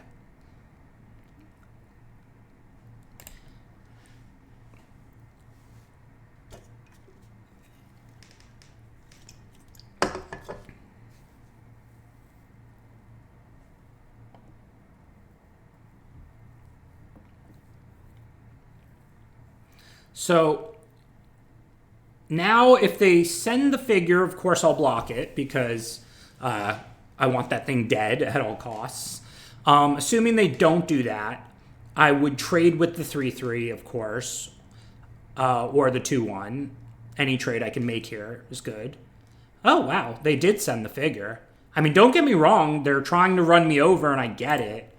I mean, they did kill both of my creatures and are hitting me for 12, so they might succeed. But I can also sack the Morkensize, and then I'm going to have a ton of ground blockers, and Figure's the card that I really thought I couldn't beat. So let's see. Am I going to have to sack Morkensize this turn, or can I wait one turn? If I draw the land... Well, I still have the 2 creatures, so I could bidding right now, but it's these 4... Or I could play like Graveshifter and Creekwood Safe Right, and then try and bidding the following turn. This is interesting now. I guess I kind of want the land either way. It's just I don't know what line is best, and you should plan your turns and all of that because I have all the information if I take the land. Do I want to bidding these 4 cards? 3/3, 4/2. Otherwise, if I put out 2 blockers, I'm definitely not, like, dead on board. I'm going to, like, 3, but I could trade with one thing. Oh, but they're going to have a creature to put in play with haste attacking because of the sentry. So I have to either bidding or Morkensize now. Not sure which. Bidding doesn't return eyes. It's just creatures. So I think, yeah, we're going to top that, and I think we're going to Morkensize, right? My blocks aren't good, but they're not that bad. I think I can Morkensize now and probably get off a bidding later. I mean, 5 2/2s, and I'm at 8. So, like, I should have some good blocks. Otherwise, it's like, this is barely even better bringing these back, right? The only thing is, if I bring these back and block, they're all going to die, and then the Morkensize is for more. So... And I'm going to get an extra mill. No, I should bidding first and Morkensize later. This is better. The Morkensize, the bidding is going to fuel the Morkensize. And even though it pulls all the creatures out of my yard, that's only temporary, right? I'm going to want to draw that. Because I can just double block, whatever, and throw all my creatures back in the yard for the Morkensize.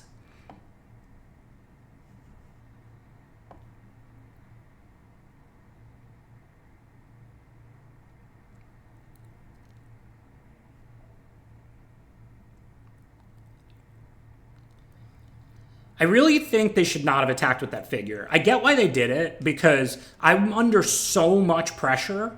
But the thing is, yeah, they're not putting me on bidding, but I have the Morkensize in play to make 5 2/2s. So there's definitely a chance from their perspective I can grind out of this. So I really think they should have preserved figure. They could have made the aggressive play of double spiraling and just attacked with everything else. I probably would have just like spiraled one thing, made whatever profitable attacks, and then leveled up figure immediately. But I really don't think they should have thrown away figure. Okay, so what am I doing? They can play the flock. Doesn't really matter what they bounce, but it's +1/+1 to the aspirant, right? There's nothing they're bouncing that they can replay at instant speed. I would love to kill the sentry. Can I do that? I have to triple block it, but that actually works. And then I can put a 3/1 on the 3/2. So this actually looks like good unless I'm missing something. If they play flock, this gets +1/+1, it still dies. And here they have 4 points of first strike, so they can only kill one creature, and then the other 2 finish off their 4/4, right? They can bounce after first strike and get 1 free kill, but that's fine. I don't care about any one of my creatures. I just don't want to get owned, but there's no way for them to like really wreck me here.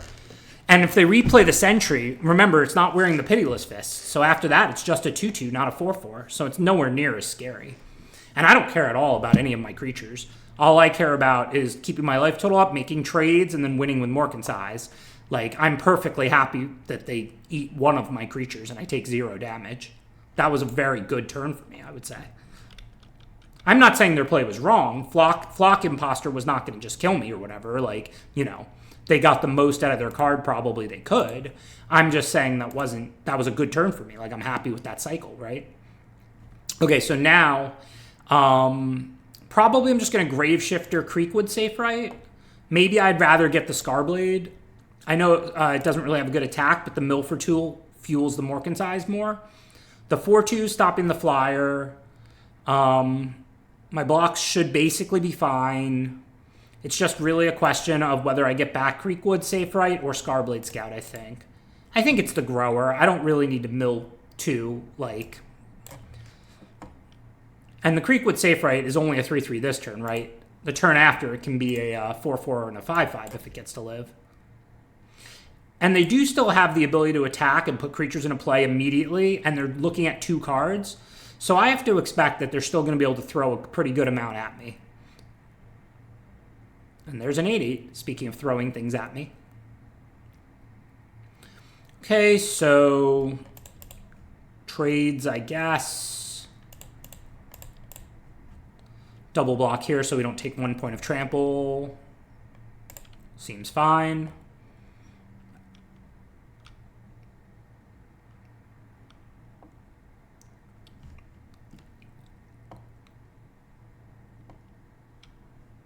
All right, we don't need lands now. So we have Unbury and Eulogist. If we unbury, we're not doing better than casting a Eulogist anyway. So there's no reason to unbury this turn. I think it's Eulogist. We could sack Morkin's Eyes. Do we still have the second Morkin's Eyes? Yes. So that's definitely an option, is make 5 2/2s. The other option is to play Eulogist and then make some blocks and then further fuel it. I am kind of worried about my blocks on the Moon Vigil Adherents, like if they draw a trick or something like that. And I do have a second Morkin's Eyes. So I kind of want to just sack the Morkin's Eyes. I think that's enough value. Hold land for Nursery. Yeah, it is a catch-22 because, I mean, I could definitely spend 8 mana in 1 turn, right, with Unbury and Eulogist and all of that. But it is also important that I can make 3/4s off Nursery. Good thinking, unfortunate Labos. It is close. I think you're probably right that I should be holding at least 1 land. But it is actually pretty close. Because, you know, it's not like I don't have the ability to spend mana after this. I have Unbury for Graveshifter, for Eulogist. Like, I probably will not hold 2 lands. But I do have a 17-card library that does contain Nursery. If I can draw, like, Bogslither's Embrace and get rid of the Moon Vigil Adherence, I think I'll be in, like, a really commanding position. Okay, well, this seems like I'm just going to cast Eulogist and Morkin's Eyes. I don't really see any decisions here. I do have to beat them. I did use my bidding already. Okay, well, there goes Nursery, so now I don't have to hold lands. That makes that decision easier. Now, don't get me wrong, I have a second Morkin's Eyes, but if I don't kill that Adherence, it's going to be pretty hard for me to attack on the ground.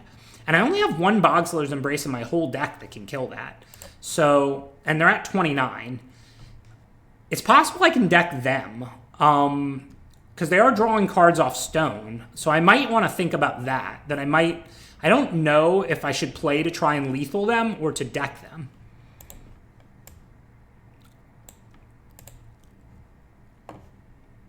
They're at 12 and I'm at 13. I think I'm going to let their library stay lower than mine and try and preserve my ability to deck them. I'm not sure if this is right, but I am worried about it. Like right now, they have exactly 1 less card than me. They're decking first. It's 12-12. So I'm going to hold this elf because I want to make sure that my library has more cards in it than theirs. Because I really think this game could come down to decking. Because I guess I could try and swarm them, but even with double Morkin's Eyes here, like, it could be hard. A lot of my stuff is in play and not in the graveyard. They have massive creatures, first strike, lifelink, so they're actually at more life, theoretically. So I think I think decking could be a really important way for me to beat them. I'm not going to unbury. There's nothing that I really need yet. I can now get rid of lands, which I would. They have 8 cards left and I have 11. I'm not going to get rid of spells. They could beat me with winnowing. That's another way I could lose the game. I might as well just put those on the bottom, I think, so that I can do more milling and they deck first. I'm kind of scared of winnowing because I have the one silly giant in play. I might actually end up killing my own giant if I find like an assert, because then every creature I have would be an elf. That said, I cannot do anything about that right now, and alpha attacking is not going to work. So I can get rid of that land. I have 10 cards to their 8. So I think the way I can lose this game is probably winnowing. Like, I'm at 12. Maybe they could have like a splash Tristan's Command or something. But I am kind of worried about that. I do kind of want to kill my own giant potentially. If I killed my own giant, I would then just sack the Morkan size. And then I think there's no way they're killing me.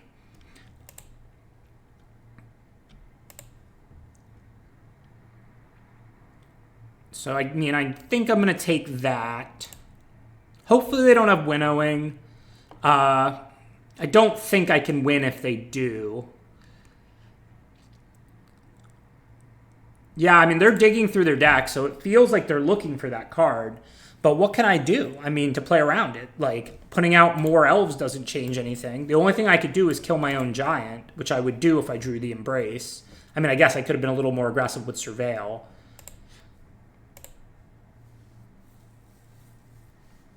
But not much more, because I want them to deck before me.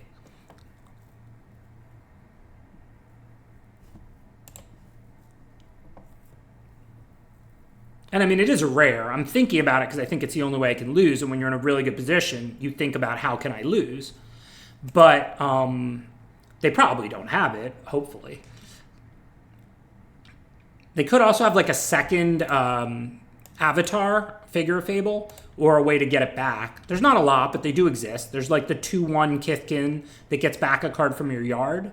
So they could get that back, play it, and level it up potentially all in one turn. I mean, there's that, but I don't think that's going to be enough.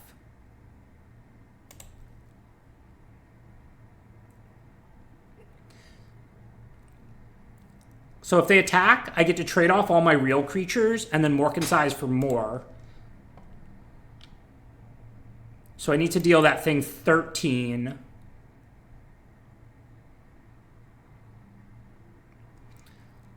So, like, I want to trade off all my real creatures. So you're talking about 3, 7.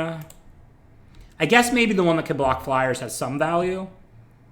Yeah, they have 4 cards left. I'm not worried about flyers. 4, 7, 10, 13. Well, I want the Graveshifter to die.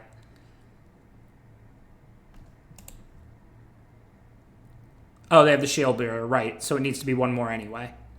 Is this a lot of trample? 2, 4, 7, 8, 10. It's 9 points of trample. It's a pretty good amount. I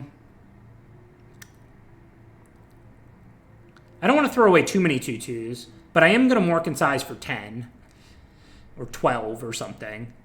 So I don't want to die to a pump spell if I let like one creature through. So I'm going to block like roughly that, I think. I can take a couple points. I just don't want to be at like 3 or 4. Like, I don't want one creature that gets through for them to be able to kill me with like a pump spell or something. So I'm not going to unbury because I'm going to Morkan size. I think probably we just throw that away, actually. An extra card for Morkan size. I mean, it's a nice body because it's a 6/6. But at this point, like, I'm going to sack Morkan size this turn, not cast the champion. So I still think we pretty much win. Same thing with that. I don't even know if I can cast it, but I can throw it away and they're still decking first. So I think we pretty much win unless they have winnowing still or some sneaky way to give something flying and kill me. I'll probably unbury like the 4/2s that block flyers. I guess they could put a flyer in play tapped and attacking with the sentry. It's probably not going to deal 7, but I should plan for that. There's the sneaky way to give flying. So this is going to be tight again.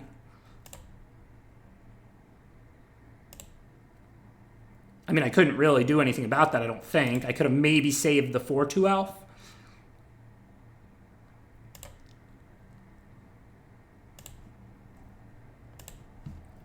Three cards left in their deck. So what are we unburying? That doesn't have trample or anything, but it does have first strike. If we double block it with 2 4-2s, that's not going to stop it.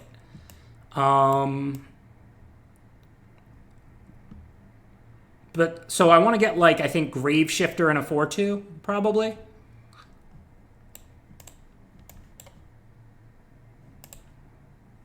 Maybe just 2 4-2s. Am I being cute? Like, do I need to Grave Shifter really? Yeah, I mean, a body can't hurt, right? I have 8 mana. I guess if they have like an instant way to kill the 4-2, I'd rather just be able to cast the second. I'm not going to need another Grave Shifter on the ground, right? I think I have the ground covered. Yeah, I might be able to attack. That's true. The problem is this thing is like untapped, so they're going to gain 5 up to 39. I don't think that's going to work. So I think the defensive plan is still correct. Just get back the 4-2s.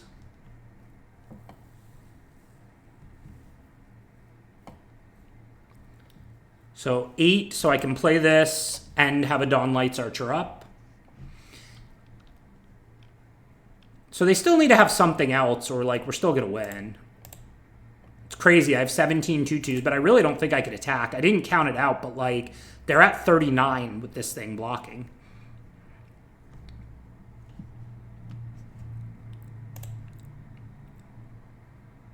Or maybe slightly less, but whatever. Whatever its power is on my turn. Next time I'll block with the Pummeler. I'm not sure what was right here because I still have a backup Archer. But the creature that's in play is exposed to sorcery speed removal. So it's probably better for me to block with the Pummeler and hold the Archers. Okay. Well, actually, killing this doesn't even help me, right? Because then they'll just Everstrike's Gift somewhere else.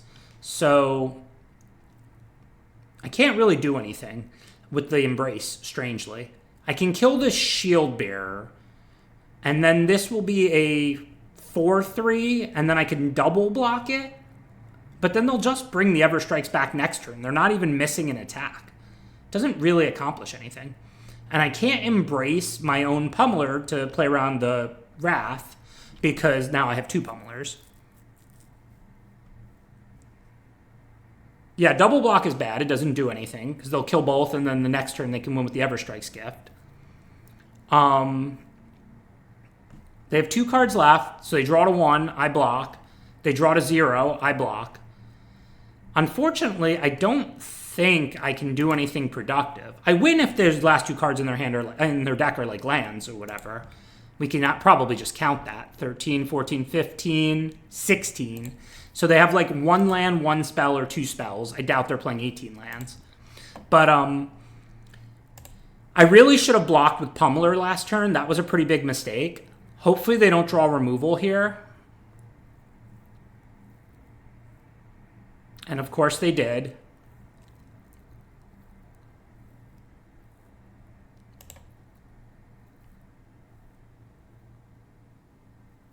That might cost me this game. If I would have blocked last turn with the Pummeler, I could flash in the 2 Archers, and they just had sorcery speed removal.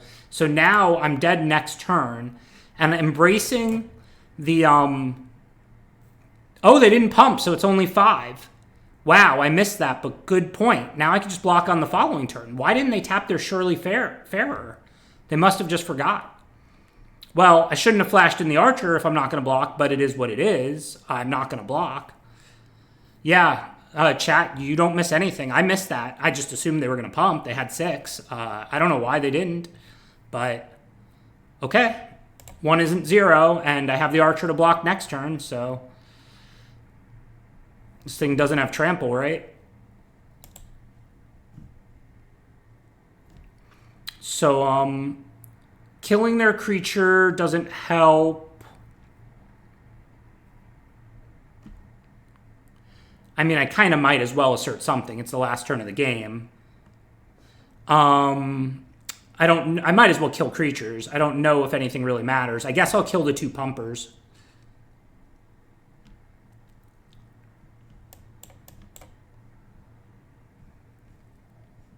They can bring Everstrike's Gift back immediately, so that doesn't really help me. So if they draw an answer to the Archer, I lose. If not, I win. So I'm just getting rid of the pumpers to try and make their life a little harder. I don't know if that can matter, but hopefully their last card's a land. They've only seen 16. Oh, it's a council. We knew that, I think. Well, cool. That was a win that maybe we deserved, maybe we didn't. I punted and then they repunted.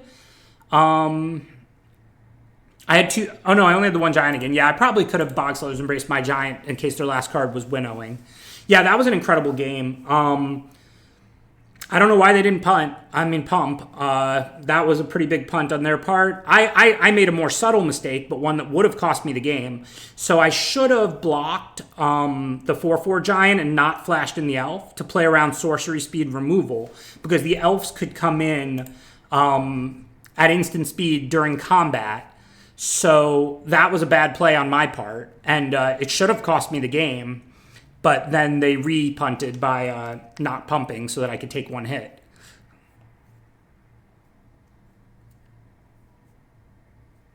So yeah, that was an incredible game of Magic. Mostly, I think my strategy was correct, but like I said, I should have blocked with the 4/4 giant, even though it's such a better creature than the 4/2 elf, and then not played the 4/2 elf, and then I could have flashed the 4/2 elves in during combat to block the flyer for the 2 turns, and that plays around a lot of cards. There's a lot of sorcery speed removal. Assert, Liminal Hold, Solitary, the Pacifism, all of those are sorcery speed. So that was a really bad play on my part, and it should have cost me the game, and I'm lucky it didn't.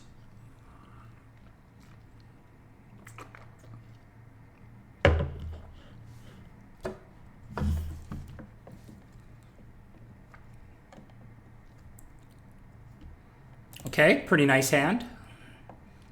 Turn 2 eyes, 3-drop, 4-drop, removal spell.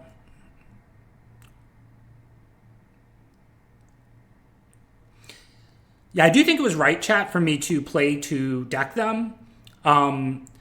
Unfortunately, they just gained way too much life, so I don't think I could swarm. And remember, they had a lot of 3/3s and stuff. So, like, the first time I attack with everything, I'm going to play this way I can surveil a creature if it's there and start growing the safe right immediately. So the first time I attack with everything, they're going to eat like 4 or 5 of my creatures and gain like 4 or 5 life. So I could be wrong, but I don't think the swarm was going to work. I do want to draw a land. Just going to pass the turn, try and eat their lieutenant. That's a really good creature. Maybe they won't attack to play around the archer, but it's not like archer destroys an attacker. I'll just spend the mana and bring the archer in play if they don't attack. So this was kind of a no-brainer, because if I get to eat the lieutenant, I'm very happy. But if I don't get to eat the lieutenant, I'm still spending 3 mana instead of 2. And now I can put the safe right out. Now we don't need land, so we'll get rid of that. Well, change of plans. Instead of putting the safe right out and growing it, I'm probably going to put the champion out. The question is, what do we behold? Morkin size is definitely an option. Safe right and Eulogist are definitely options. With the eyes in play, I should draw creatures. Like, I'm drawing cards off champion and I'm surveilling. So I think I kind of just want to get rid of the safe right. Play the Eulogist.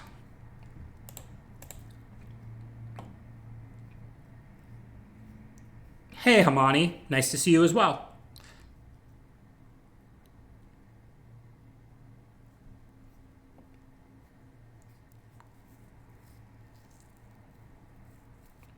So this should be a much easier game, because we're untapping at 20 or 19 with a champion in play.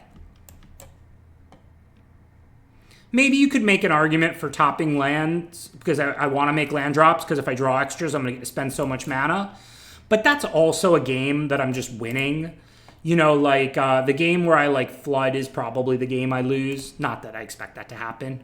Okay, well, they have an answer for champion, so we'll still be playing Magic. I'm still in fantastic shape, of course. I can trade here, and then I have the Morkin size going. I do not need more champion value to win. That just would have been an easier win. But I do not think this is going to be an epic game like the last one. So I want land 6 to sack Morkin size, but I'm not in a rush. And when you bin a land, you still have a chance to draw one anyway, right?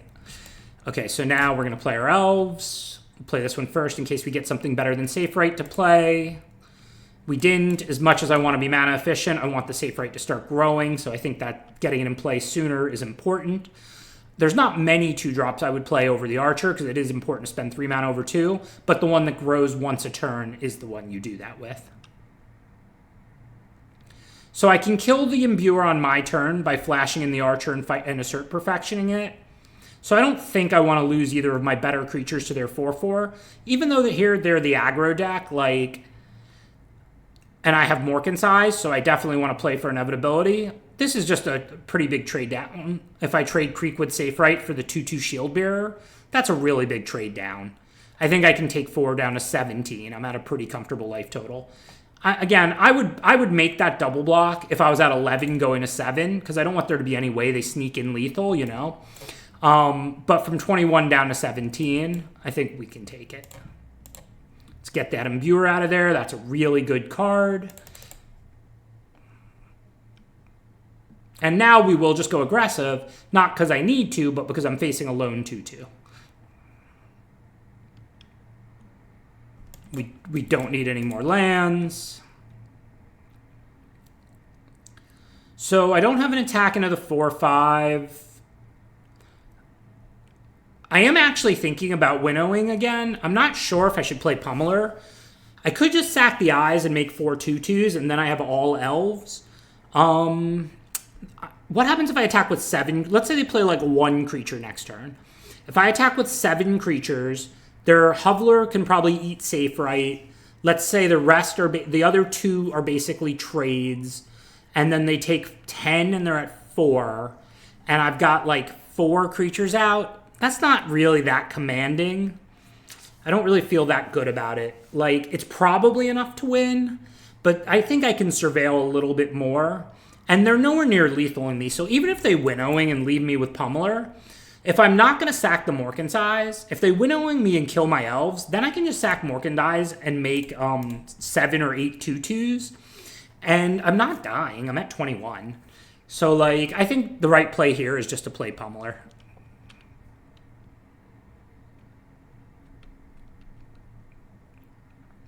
Yeah, that's a good point by the chat as usual, Shifty. If I wanted to do that line, or if it was just barely not right, maybe I should have attacked first, and then if they block and eat a 2/2, they take some damage, and then I can sack the Morken's Eyes for 1 more. That's true. Because obviously I would attack before sacking Morken's Eyes, of course. So maybe the Morken's Eyes line was a little bit better than I gave credit, and honestly it was super close, so that might have pushed it over the top.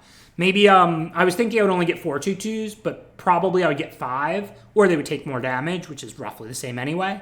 So probably I should have just attacked with my 3 creatures, and then they could either trade the Shield Bearer for 1 or not, and eat the Safe Right with their 4/5, but they would take a bunch of damage, and then I could sack the Morken's Eyes. That might have been correct. All right, so that one I'm going to draw. I would bin like a random creature, because it's fueling the eyes, so it's basically like making a 2/2. But I think that one we want to top. So they didn't do anything.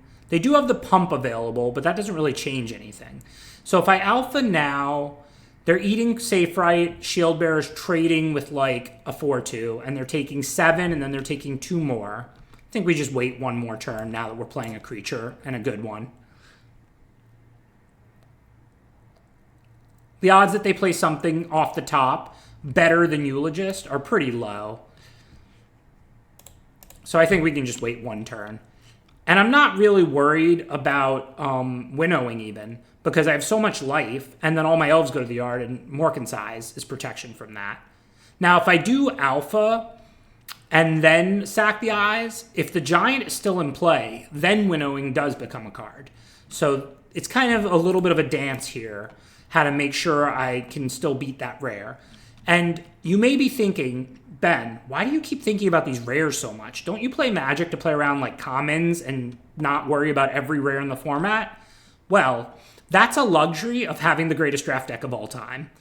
Normally, you're playing close games, and what really matters is getting the most out of each card, and you don't want to just like lose a close game because you played around a rare you had no reason to put in their deck. But When you have the literal greatest deck ever drafted, all you think about are the broken rares and really impactful rares, because you can't lose close games to commons and uncommons because your deck is way too good. Okay, rant over. Back into this game. So Graveshifter can get back decent stuff. A Eulogist, which would fuel the eyes. We have 7 mana. I think now is about a good time to alpha. I'm not worried about them eating one creature. They would be taking a bunch of damage, and I can play Graveshifter and something else post-combat and not even sack Morken's Eyes, so that I can leave Morken's Eyes out as winnowing protection. Unless they kill the Pummeler, but that's unlikely because the Hovel Hurler here is going to block the Safe Right. It's the biggest creature. Now, if they play a trick here and eat the Pummeler, then every creature I have in play is an elf, so then I can sack the Morken's Eyes. This is not saying they're doing anything wrong. They probably don't have winnowing in their hand or even in their whole deck, but it is the only way I could lose. But all of my creatures are elves, so now I can sack the Morken's Eyes and winnowing doesn't do anything, and that's the only sweeper available to white-green, so I have no fear. Let's say they had not killed the Pummeler in combat, I would have went Graveshifter and bought back like the 4/2 Flash or the Creekwood Safe Right, and then left the Morken's Eyes out, because the Morken's Eyes was protection from winnowing, which was the only way I could envision them winning that game.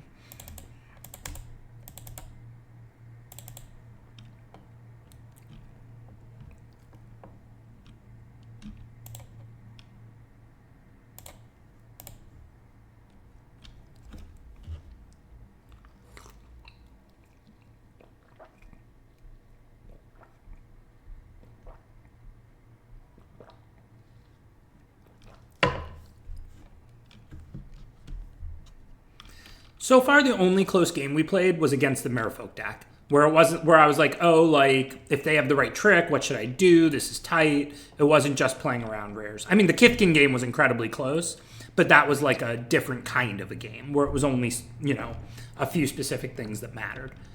So this hand is pretty slow. Definitely we could lose. I don't think you can mull a hand like this. I mean, 3 lands, both kinds of spells, powerful spells. I mean, a 4-mana 6/6 into a 4/4 that gains 4 to catch up. Hopefully, we'll draw a 2-drop. Also, I really like Eclipsed Elf in this hand, because if we don't draw a land in the first 3 draws, then we can get a land off the Eclipsed Elf. And if we do, then we can get a spell, if we want one. I mean, if it's a weak spell, I might still choose a land just for Pummeler and development. But it is unfortunate not to have a 2-drop.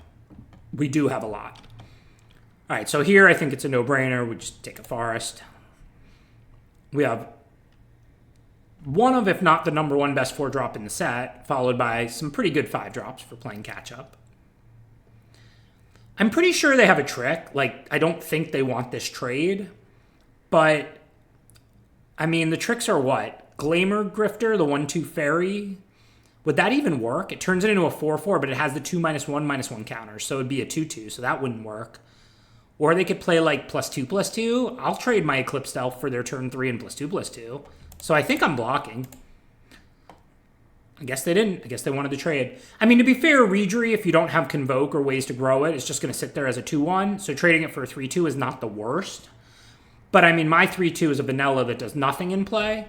Whereas blue-white Merfolk, they have Convoke usually. So it's better for them if if you get a stalemate and a bunch of bodies in play than if you trade things off. This is kind of like some macro of what's going on in Magic, like zoom out. Elves is better off trading things off because they have graveyard recursion and use the graveyard for value. Merfolk is better off avoiding even trades because they have Convoke and Lords, and so Merfolk generally doesn't want an even trade like that, and Elves does. Okay, so I guess on the downside now I have to champion the Graveshifter instead of the Elf, but that's still a no-brainer block because for all I know, they're going to pacify this or do whatever. And if I untap, like, I don't need to get that Eclipsed Elf value. I'm just going to start casting Pummelers and drawing cards. So that was, definitely right. So now the one thing I do have to decide is, well, I have 2 lines this turn. Firstly, Eclipsed Elf. I have a lot of options this turn. I have Eclipsed Elf and Assert Perfection if I want to kill the Lord, which I probably do. And I have Pummeler for hire, which should stop their whole board unless they kill it, which they'll have to pay the 2 for ward. I'll be at 24. And then I also have the attack. I think I want to attack. If they want to trade their board for my champion, I get the Grave Shifter to get it back. And like I was just saying, if you crumble the board, that favors elves against merfolk quite a bit. So I think I'm just going to play Pummeler and then attack for 6. I don't think I'm really that scared. Like, if they don't kill the Pummeler, they don't really have an attack. If they kill the Pummeler, it's going to take up their whole turn. They have to pay the 2 for ward. And then I'm also I'm at 24. I can go to 18. So, like, I think this turn is play that and attack. I'm not scared to trade my champion for a merfolk player's team. And I don't need it back on defense. It's not blocking the flyer, so it can only save me max 4 damage. And the Pummeler should mostly stop their team. So I think this is the right play, is just play Pummeler, draw my card, and attack.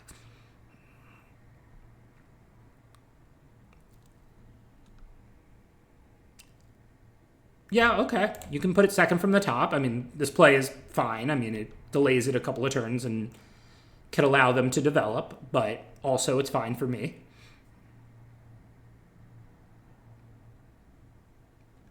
So they have 5 mana, so they could have, counting Convoke, I know they have 2 lands, so they could have the 3/3 bounce rare, or more likely the common that draws a card. I do want to kill the Lord. Maybe I should have done it while they were tapped last turn. Maybe I'm being a little greedy. But I mean, I can always just attack and play a second Pummeler. Although if I attack with Pummeler and they double block with the Sky Swimmer and the 2/2, I'm not happy. I don't know if they'll do that or not. It's kind of risky. And if they do that and tap out and play their Convoke card, I could then kill the Lord. Oh, you know what? I can kill the Lord. Pummeler has Ward 2, so they can't interact with Pummeler. So you know what? I mean, don't get me wrong. If they have the bounce rare, they can bounce their own Lord and then replay it again. So that's not like amazing for me. But it's not a blowout. And that card is a rare. And this isn't the kind of game where I'm only thinking about rares yet. So I think that's the right play. I think I'm going to assert the Lord and then plan to play No, I can't play Eulogist. I can't mill Graveshifter. Hold on a second.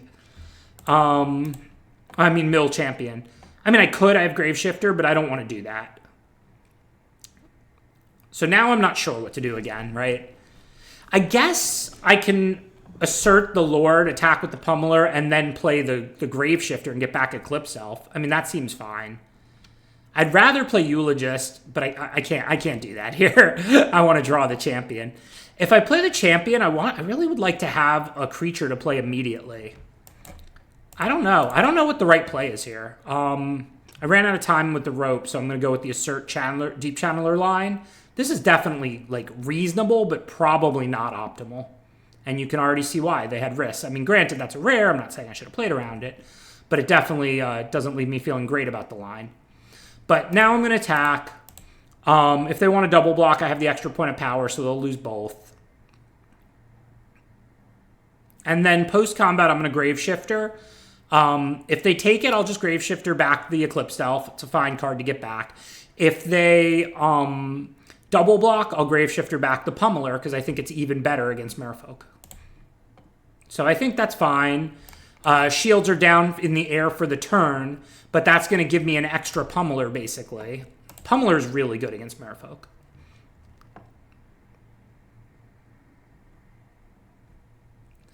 And yeah, as the chat points out, championing away the Graveshifter is pretty nice. I don't actually think I'm going to play the champion this turn. I think I'm just going to start running. I'm going to run Pummeler, because if I draw a land, then I'll be able to double spell with the champion and an Eclipse Elf. And so I think I want to play the 5-mana card, and it should stalemate the board. I mean, they could kill it, but I've got plenty of time in life. And I have a second Pummeler even. I did really want to kill that Lord. I think it was a bad play to go for it there. I mean, I know the only cards they could have were basically like rares, like Riss and the Bounce Merfolk rare. But I think it might have been wrong.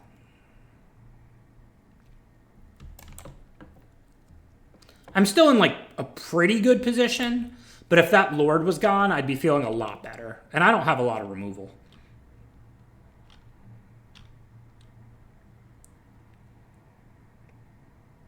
So I do think that turn was wrong. I think the right line was probably, honestly, just to cast Pummeler and pass the turn. Just cast my 4/4, pass the turn to the opponent. So now what do they have? I don't know, but I believe them, and I can double block next turn. So I'm going to take this 1 hit for 3. Because I'm planning to play the other pummeler. Oh, they have the shield bear on board, duh. Although if I knew it was that, I would have been more inclined to consider a block. That said, can I attack back with the pummeler? What is their block? Do they have a good double block? I mean, if I kill the scoundrel, I'm actually happy. Like, and that's a risky block for them. So I think I'm gonna.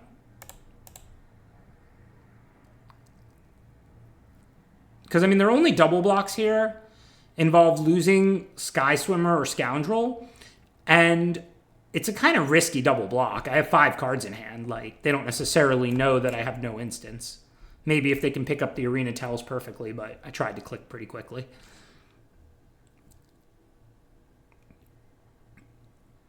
I mean, I definitely win the long game with my hand. Eulogist also does 4 to them, so they can't take that much more damage. Looks like they're flooding a bit.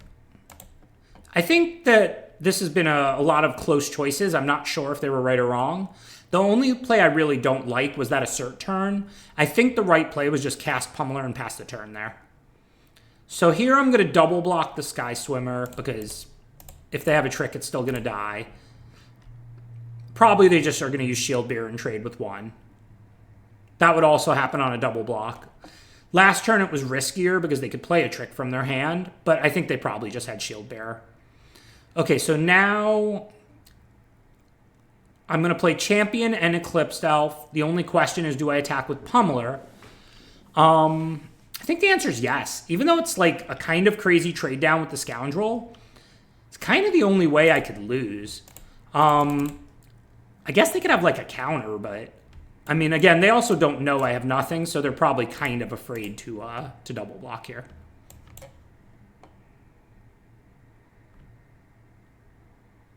This is not a particularly close game. And they also don't mind letting themselves get a little low. They don't know that I'm holding double Eulogist, so I have 4 points of damage in my hand. Yeah, the reflexes, as the chat points out, but it wouldn't kill both creatures. It would only trade with 1. And I'm not going to take 3 a turn in the air and then attack back, because they could still block and play the reflexes and then just save damage. So it doesn't really accomplish anything.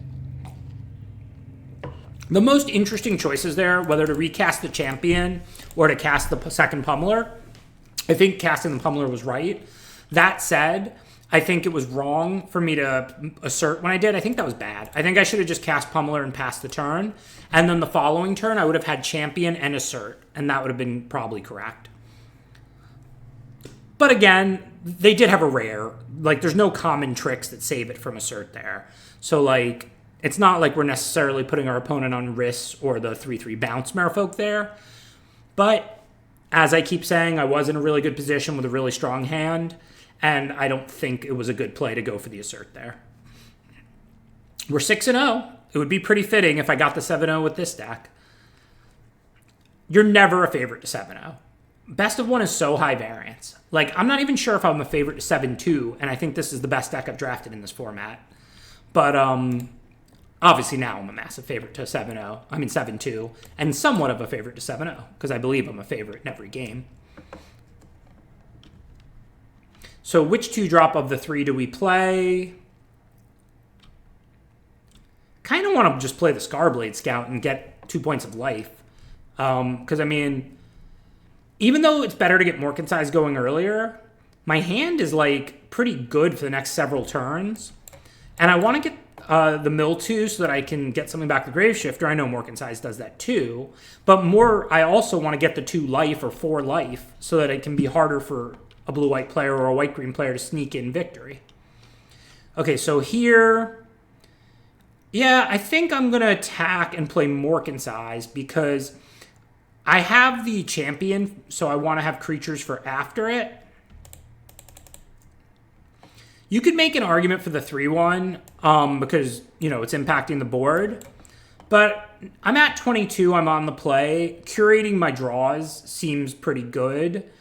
And now I have a good target for Graveshifter next turn.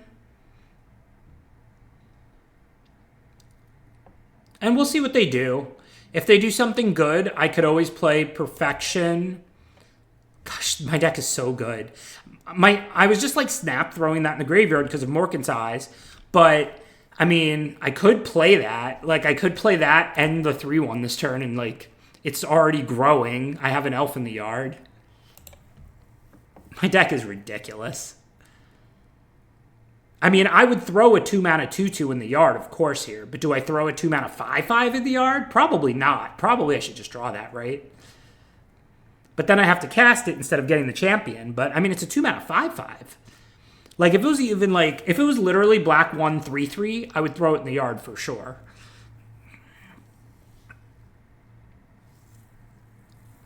But I kind of want to draw lands and removal spells and Morkan's Eyes for the win. I mean, but like the double spell and it's a 2-mana 5-5 is so good. I'm going to top it. I'm not sure this is correct by any stretch.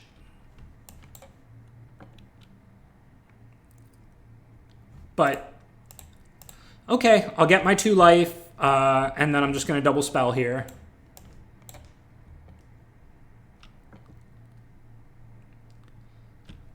What is my deck? Do I draw that? What if they kill the Morkan's Eyes in play? I don't really want to draw that. I mean, I also have the champions as a backup. I think I'm going to bin the Morkan's Eyes. This is honestly, the best deck I've drafted in this format, and I've done, like, 100-plus drafts, and it's one of the best decks I think I've ever had. Like, it's all curve, all the uncommons and rares. The only thing it's missing is a couple more removal spells. Given, it's so, like, late-gamey, it would be good to have a few more removal spells. Well, that's one we can definitely throw away, even though it's a good card. So now, this is a little bit awkward. I don't want to let them keep making free 1/1 flyers. It might be right to let them do that, because, I mean, I can spend 4 mana on Graveshifter, or I can spend 2 mana on Assert Perfection. I can definitely, like, attack playing the Morkan's Eyes soon.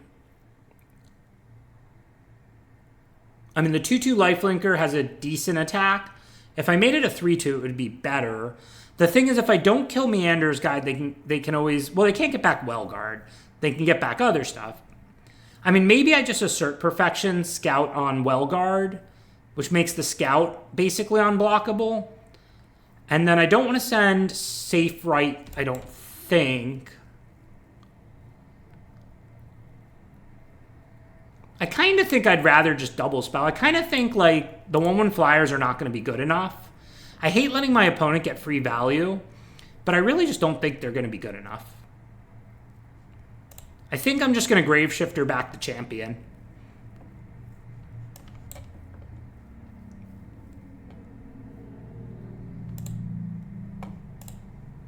This is why I was thinking about throwing away the Safe Right last turn and playing the Graveshifter, because then I would be 1 turn ahead on the champion. This is probably going to be a good game. Like, I don't know if I'm going to win or lose. Like, I have a lot of life, which is really nice, but they are making a 1/1 flyer a turn. They do have unblockable stuff. I mean, Morkan's Eyes is going to do, and Champion do bigger things than what they're doing, so we'll see if they have disruption. And the Safe Right's going to attack soon. I didn't attack with it because it's growing, and I didn't want to trade it with the Meander's Guide yet. But if they end up double blocking it and I kill 2 things, that's going to be fine.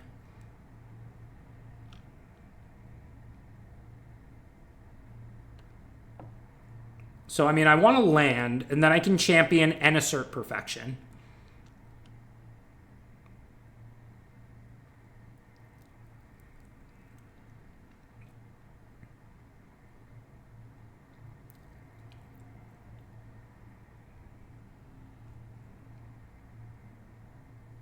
So we're going to get rid of that for sure.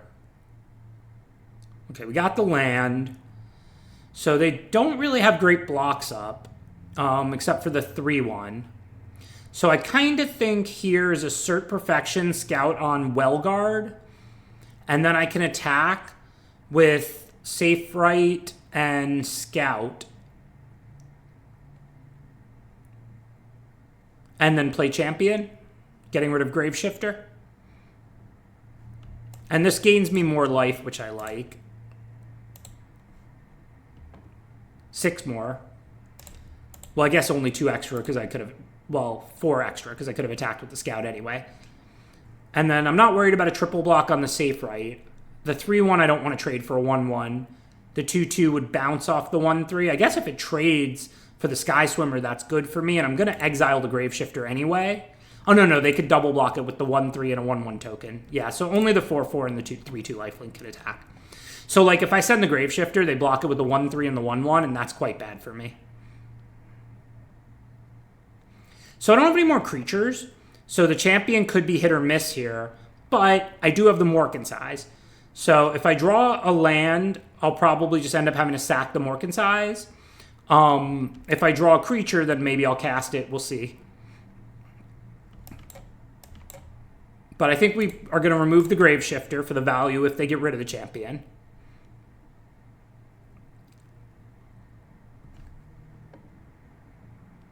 So, I mean, Morkin size is already on 5, and, you know, it feeds itself. So, like, yeah, it's going to be interesting. I mean, all our creatures are elves, so we don't have to think about winnowing. So if we draw a creature, though, we just have to look at how much pressure we're under. We're at 28, and now that the Well Guard is gone, they're not really generating value every turn. So I don't really care. Like, if they poke me for 2 to 4 damage or whatever... I don't want to take that for too long because I don't want to end up losing to Flyers. I don't want them to be able to sneak in a win, but I'm at 28. So clearly I can take, like, call it realistically, like 3 to 6 damage for a couple of turns pretty safely. So I'm going to throw any land in the yard. I'm going to top a creature to play it with the champion. I am giving them turns to top deck an answer to Morkanize, but there's only liminal hold. Like, you're talking about a turn or 2, or like Pyrrhic Strike, which it looks like they might have because they're clicking on my champion and my Morkanize, so this isn't great. So we've lost our Morkanize. We can get back champion, but we definitely have more of a game now. So I'm going to Graveshifter back champion. They don't have any good block on safe right. I'm not scared at all of a double. The question is, do I attack with the 3-1 also? I'm only going to have a 2-2 back. If they trade their 1-3 for my 3-1, or they're going to block it. Well, this is going to chump this at some point. So the thing is, I'm not going to have a free kill on the guide if I attack with the 5-5. So I'm not sure if this turn I actually want to attack. Because I'm letting them chump, and then they can just bring it back. That doesn't actually seem good. I think, like, once I don't mind them bringing back the Scoundrel, but I don't want to let them do it for free. Like, you know, like with an even trade or something. On future turns, I should have a 6-6 or a 5-5 or something that can eat a 3-2, most likely. I think we can dig our way out of this. They're not making free 1-1s anymore. Remember, we're taking a couple points a turn. We're at 24, and we have champion. So, I mean, I don't know what they have left in their hand, but assuming it's lands, I think we're in decent shape. We lost our big cards, the 2 Morkin size, but we still have bidding, and we still have champion. So, I mean, we can dig our way out of this here with champion. So hopefully this just resolves. It would start to look bad if they had a counter for it. But now Eclipsed Elf draws a card. It should get us another creature, and then that one will draw us a card. So I still like our chances here. Remember, I'm at 21, not 11. All right, so I'll grab the Elf so I can get even more cards. We can just use Champion, play Elf, draw a card, get another creature off the Elf, play that one, draw a card, get another creature off the Elf. What just happened? I thought we were in good shape. I don't think we can win now. They just mirror formed our champion. They have 6 champion of the perfects out. Well, I don't think I can win now. I think it was looking quite good. I mean, even if they drew like a Merfolk Lord or something, I think I was fine. I had plenty of time to draw stuff and to dig out. I don't think there's any way we're beating. They just drew 6 cards and have 6/6/6s. Oh, wow. Yeah, I couldn't play around that. This was a close-ish game where I was digging out to win with champion. I mean, I couldn't play around mirror form. Yeah. All right. Well, we're not going to concede, so let's see what we can do. But this is a nightmare. So I guess I have a good double block, and then like a chump block, and then a trade, and I can grave shifter it back.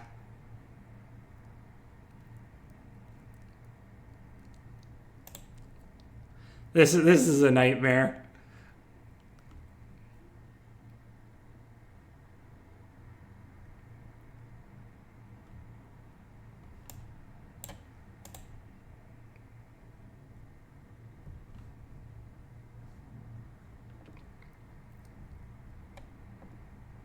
I don't think there's any way I can claw back from this. Look how big their creatures are.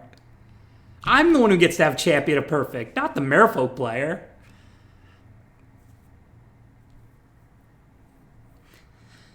And the 7-0 is messed up. Good job, Falco. Good job. That was an incredible mirror form. I'm just dead, right? What can I do? This, and a land. This, and this, or this, and a land. 3 blockers. 4, 7, 9. Good game. Even if I could live there, if I grave shifter back Eulogist and then I triple chump block, and then remember they still have the champions. They choose when they stop playing creatures, so they can play another creature, draw like 4 cards. Like there's no, and then they can, the champions have to get killed or I'm dying to them. It's not like I can just leave them in stasis so that they can't play things. So I'm gonna have to like double block the champions or whatever, and then they can play stuff, and they have a handful of cards. There's no conceivable way that I could win that game.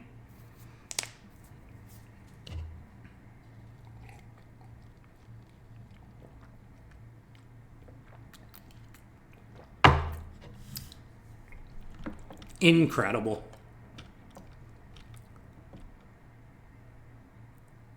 And now we're on the draw with no 2-drop, no power cards.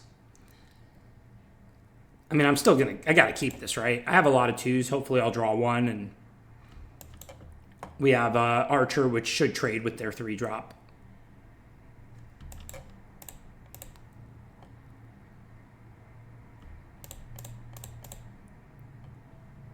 Never mulligan, just top deck what you need. I tend to agree, but as the power level of the cards keeps going up, I'm not sure that is as right as it used to be. I definitely think people mulligan too much like 5 years ago, but I think it's possible I don't mulligan enough today. So definitely going to trade. This is a good trade, and I just want to keep my life total up as usual. Seems like a pretty easily Eulogist. We can grave shifter much better than an Archer. I assume they're a green-black elf deck splashing blue. No, maybe they are a blue-green deck. Or maybe they're splashing for the Rhyme-Cluse. Because they have so many cards in hand, and they're like, you can draft blue-green Vivid, but they didn't play land 4, and didn't cast anything last turn, and have 6 cards in hand. So I would assume they're a green-black elf deck, and they're splashing Marlin. And since they're also like probably splashing for something like Marlin, and then you throw the Recluse in the deck too because it's a good card. That would be my assumption. Could be wrong. But if I had to make a decision that was close, I would assume that they're green-black and they're holding a bunch of black cards and didn't draw a swamp. I would not assume they're a green-blue elf deck or a green-blue deck that has like 7 cards in hand they can't cast, stuck on 3 mana with 2 colors. Because, like, let's say this blue is for a light splash, like Rhyme-Cluse and Marlin. Then their hand could be, like, a green 4-drop and, like, 5 black cards. But if they're a green-blue deck, what are the odds that they don't have any cards in their hand that cost under 3 mana, that cost under 4 mana if they're a green-blue deck? Near 0. So that's why my assumption, you should read this spot as your opponent is probably, like, green-black splash blue. Okay, probably just going to attack and play Eulogist. If they have like a trick or a pump, I'm not really worried about it. That's fine. It's not a good trade, but it's fine. I don't really care. Like, obviously, if I knew they had that, I wouldn't attack. But again, because I believe they're a mana-screwed green-black player, maybe they have the 4-2, maybe they don't. There's no reason for me to put that in their hand. And maybe I'm just wrong. I mean, that's second Recluse. Maybe they are just green-blue elves. But I always think probabilistically and be willing to update, you know, where you're at. As they played another forest and another blue card. Now I'm starting to think maybe not. But remember, they still have 5 cards in hand. Okay, so I can play Eulogist or I can play Morkensize and Informant. Seems like a pretty clear Informant and Morkensize. They both block the Recluse evenly. And I want to get the eyes out and going. And it's already at 4. And if the Informant trades, that's going to be 5. I want land 6. Blue-green can't really sweep the board. I think if I make 5 2/2s, that's going to be good enough. So yeah, it looks like my read was wrong, and they are just a blue-green deck. Cool. So I'm going to trade, but I'm not going to sack the eyes yet. I'm going to play Eulogist and assert Perfection the Sonar. Again, like I said, that was what I thought was the most likely scenario. It's not definite. But now this is going to mill some more cards. Going to take out their Broken Rare. Sonar is really good. You never want to let your opponent on tap with that. And now I'm ready to sack Morkensize. And it's going to be for 6 or 7 or 8, depending on whether I surveil 1 to the yard and or this Eulogist goes to the yard. I would not surveil to the yard a Power Elf. Like, I'm not going to surveil to the yard now like another Morkensize. Well, there goes the Morkensize, so we still have a game. I will trade because I have a handful of Recursion. And I still feel like I'm in really good shape. Again, I have a handful of Recursion. Now, I can't get back the Morkensize, but I can get back my best elf. And that right now is a Creekwood Safe-Right that will start growing. And so that looks pretty good. Creekwood Safe-Right is ridiculous. 2 mana 5/5. I'm not too worried about decking because I have a second Morkensize and a Bidding still left in my deck. I mean, if they have, like, sweepers or something, it could be possible. And, yeah, my hand does a lot of self-mill. But at the same time, they're going to 7 here. And, like, there's not really any mill in this format. Like, they're not going to mill me. It's just self-mill. So, like, I can stop milling myself at any time, right? The nursery's gone, so I can play the lands. And, you know, I don't have to get back, like, mill stuff at all. I can, the Bidding's gone. I didn't realize that. I'm sorry. But I can get back, like, my 2 Pummelers, for example.